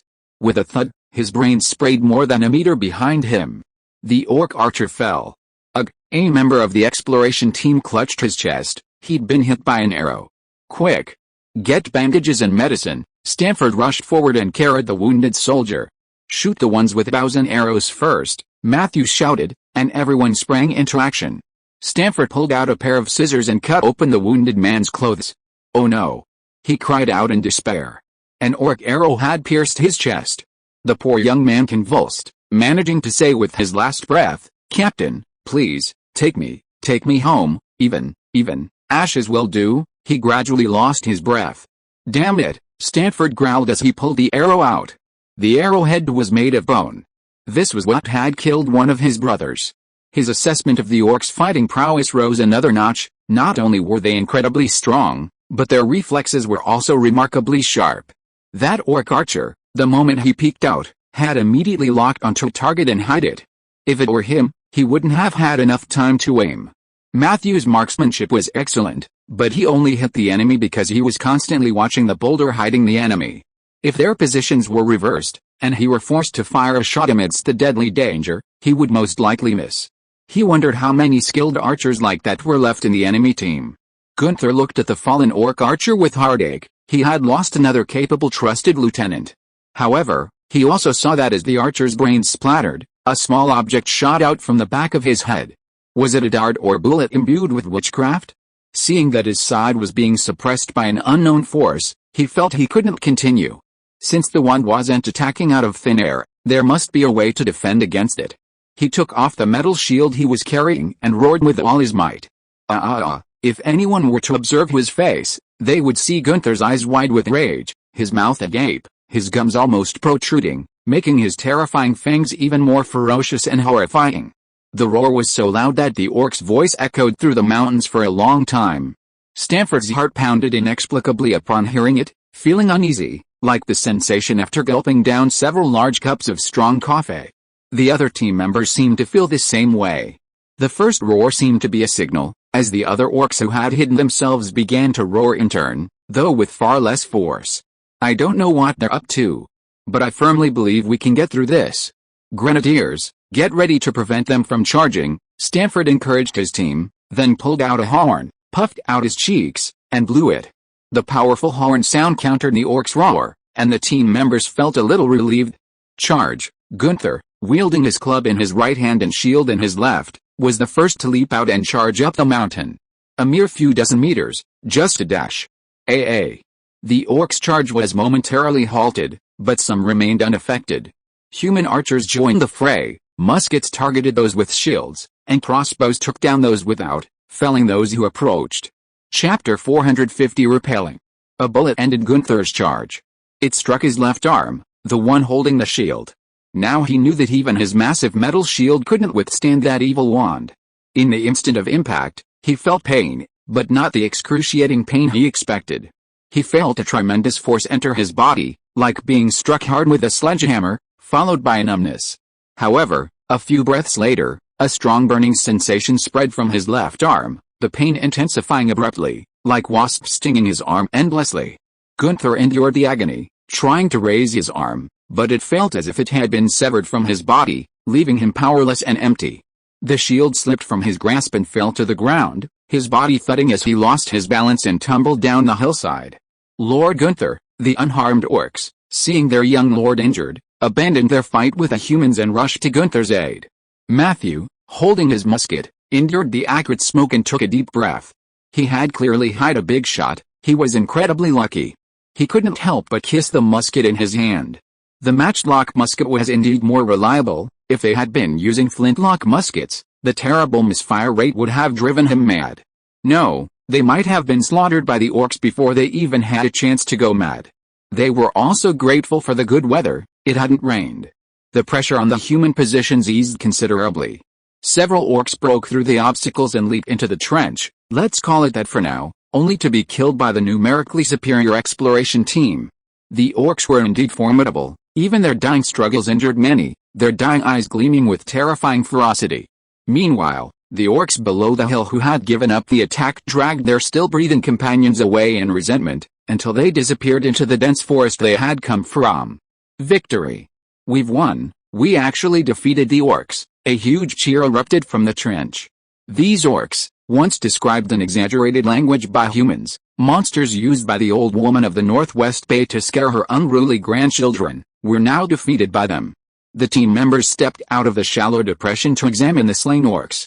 Their guide, the dwarf Immer, eagerly offered his help, decisively ending the suffering of any still faintly breathing creature with a single blow.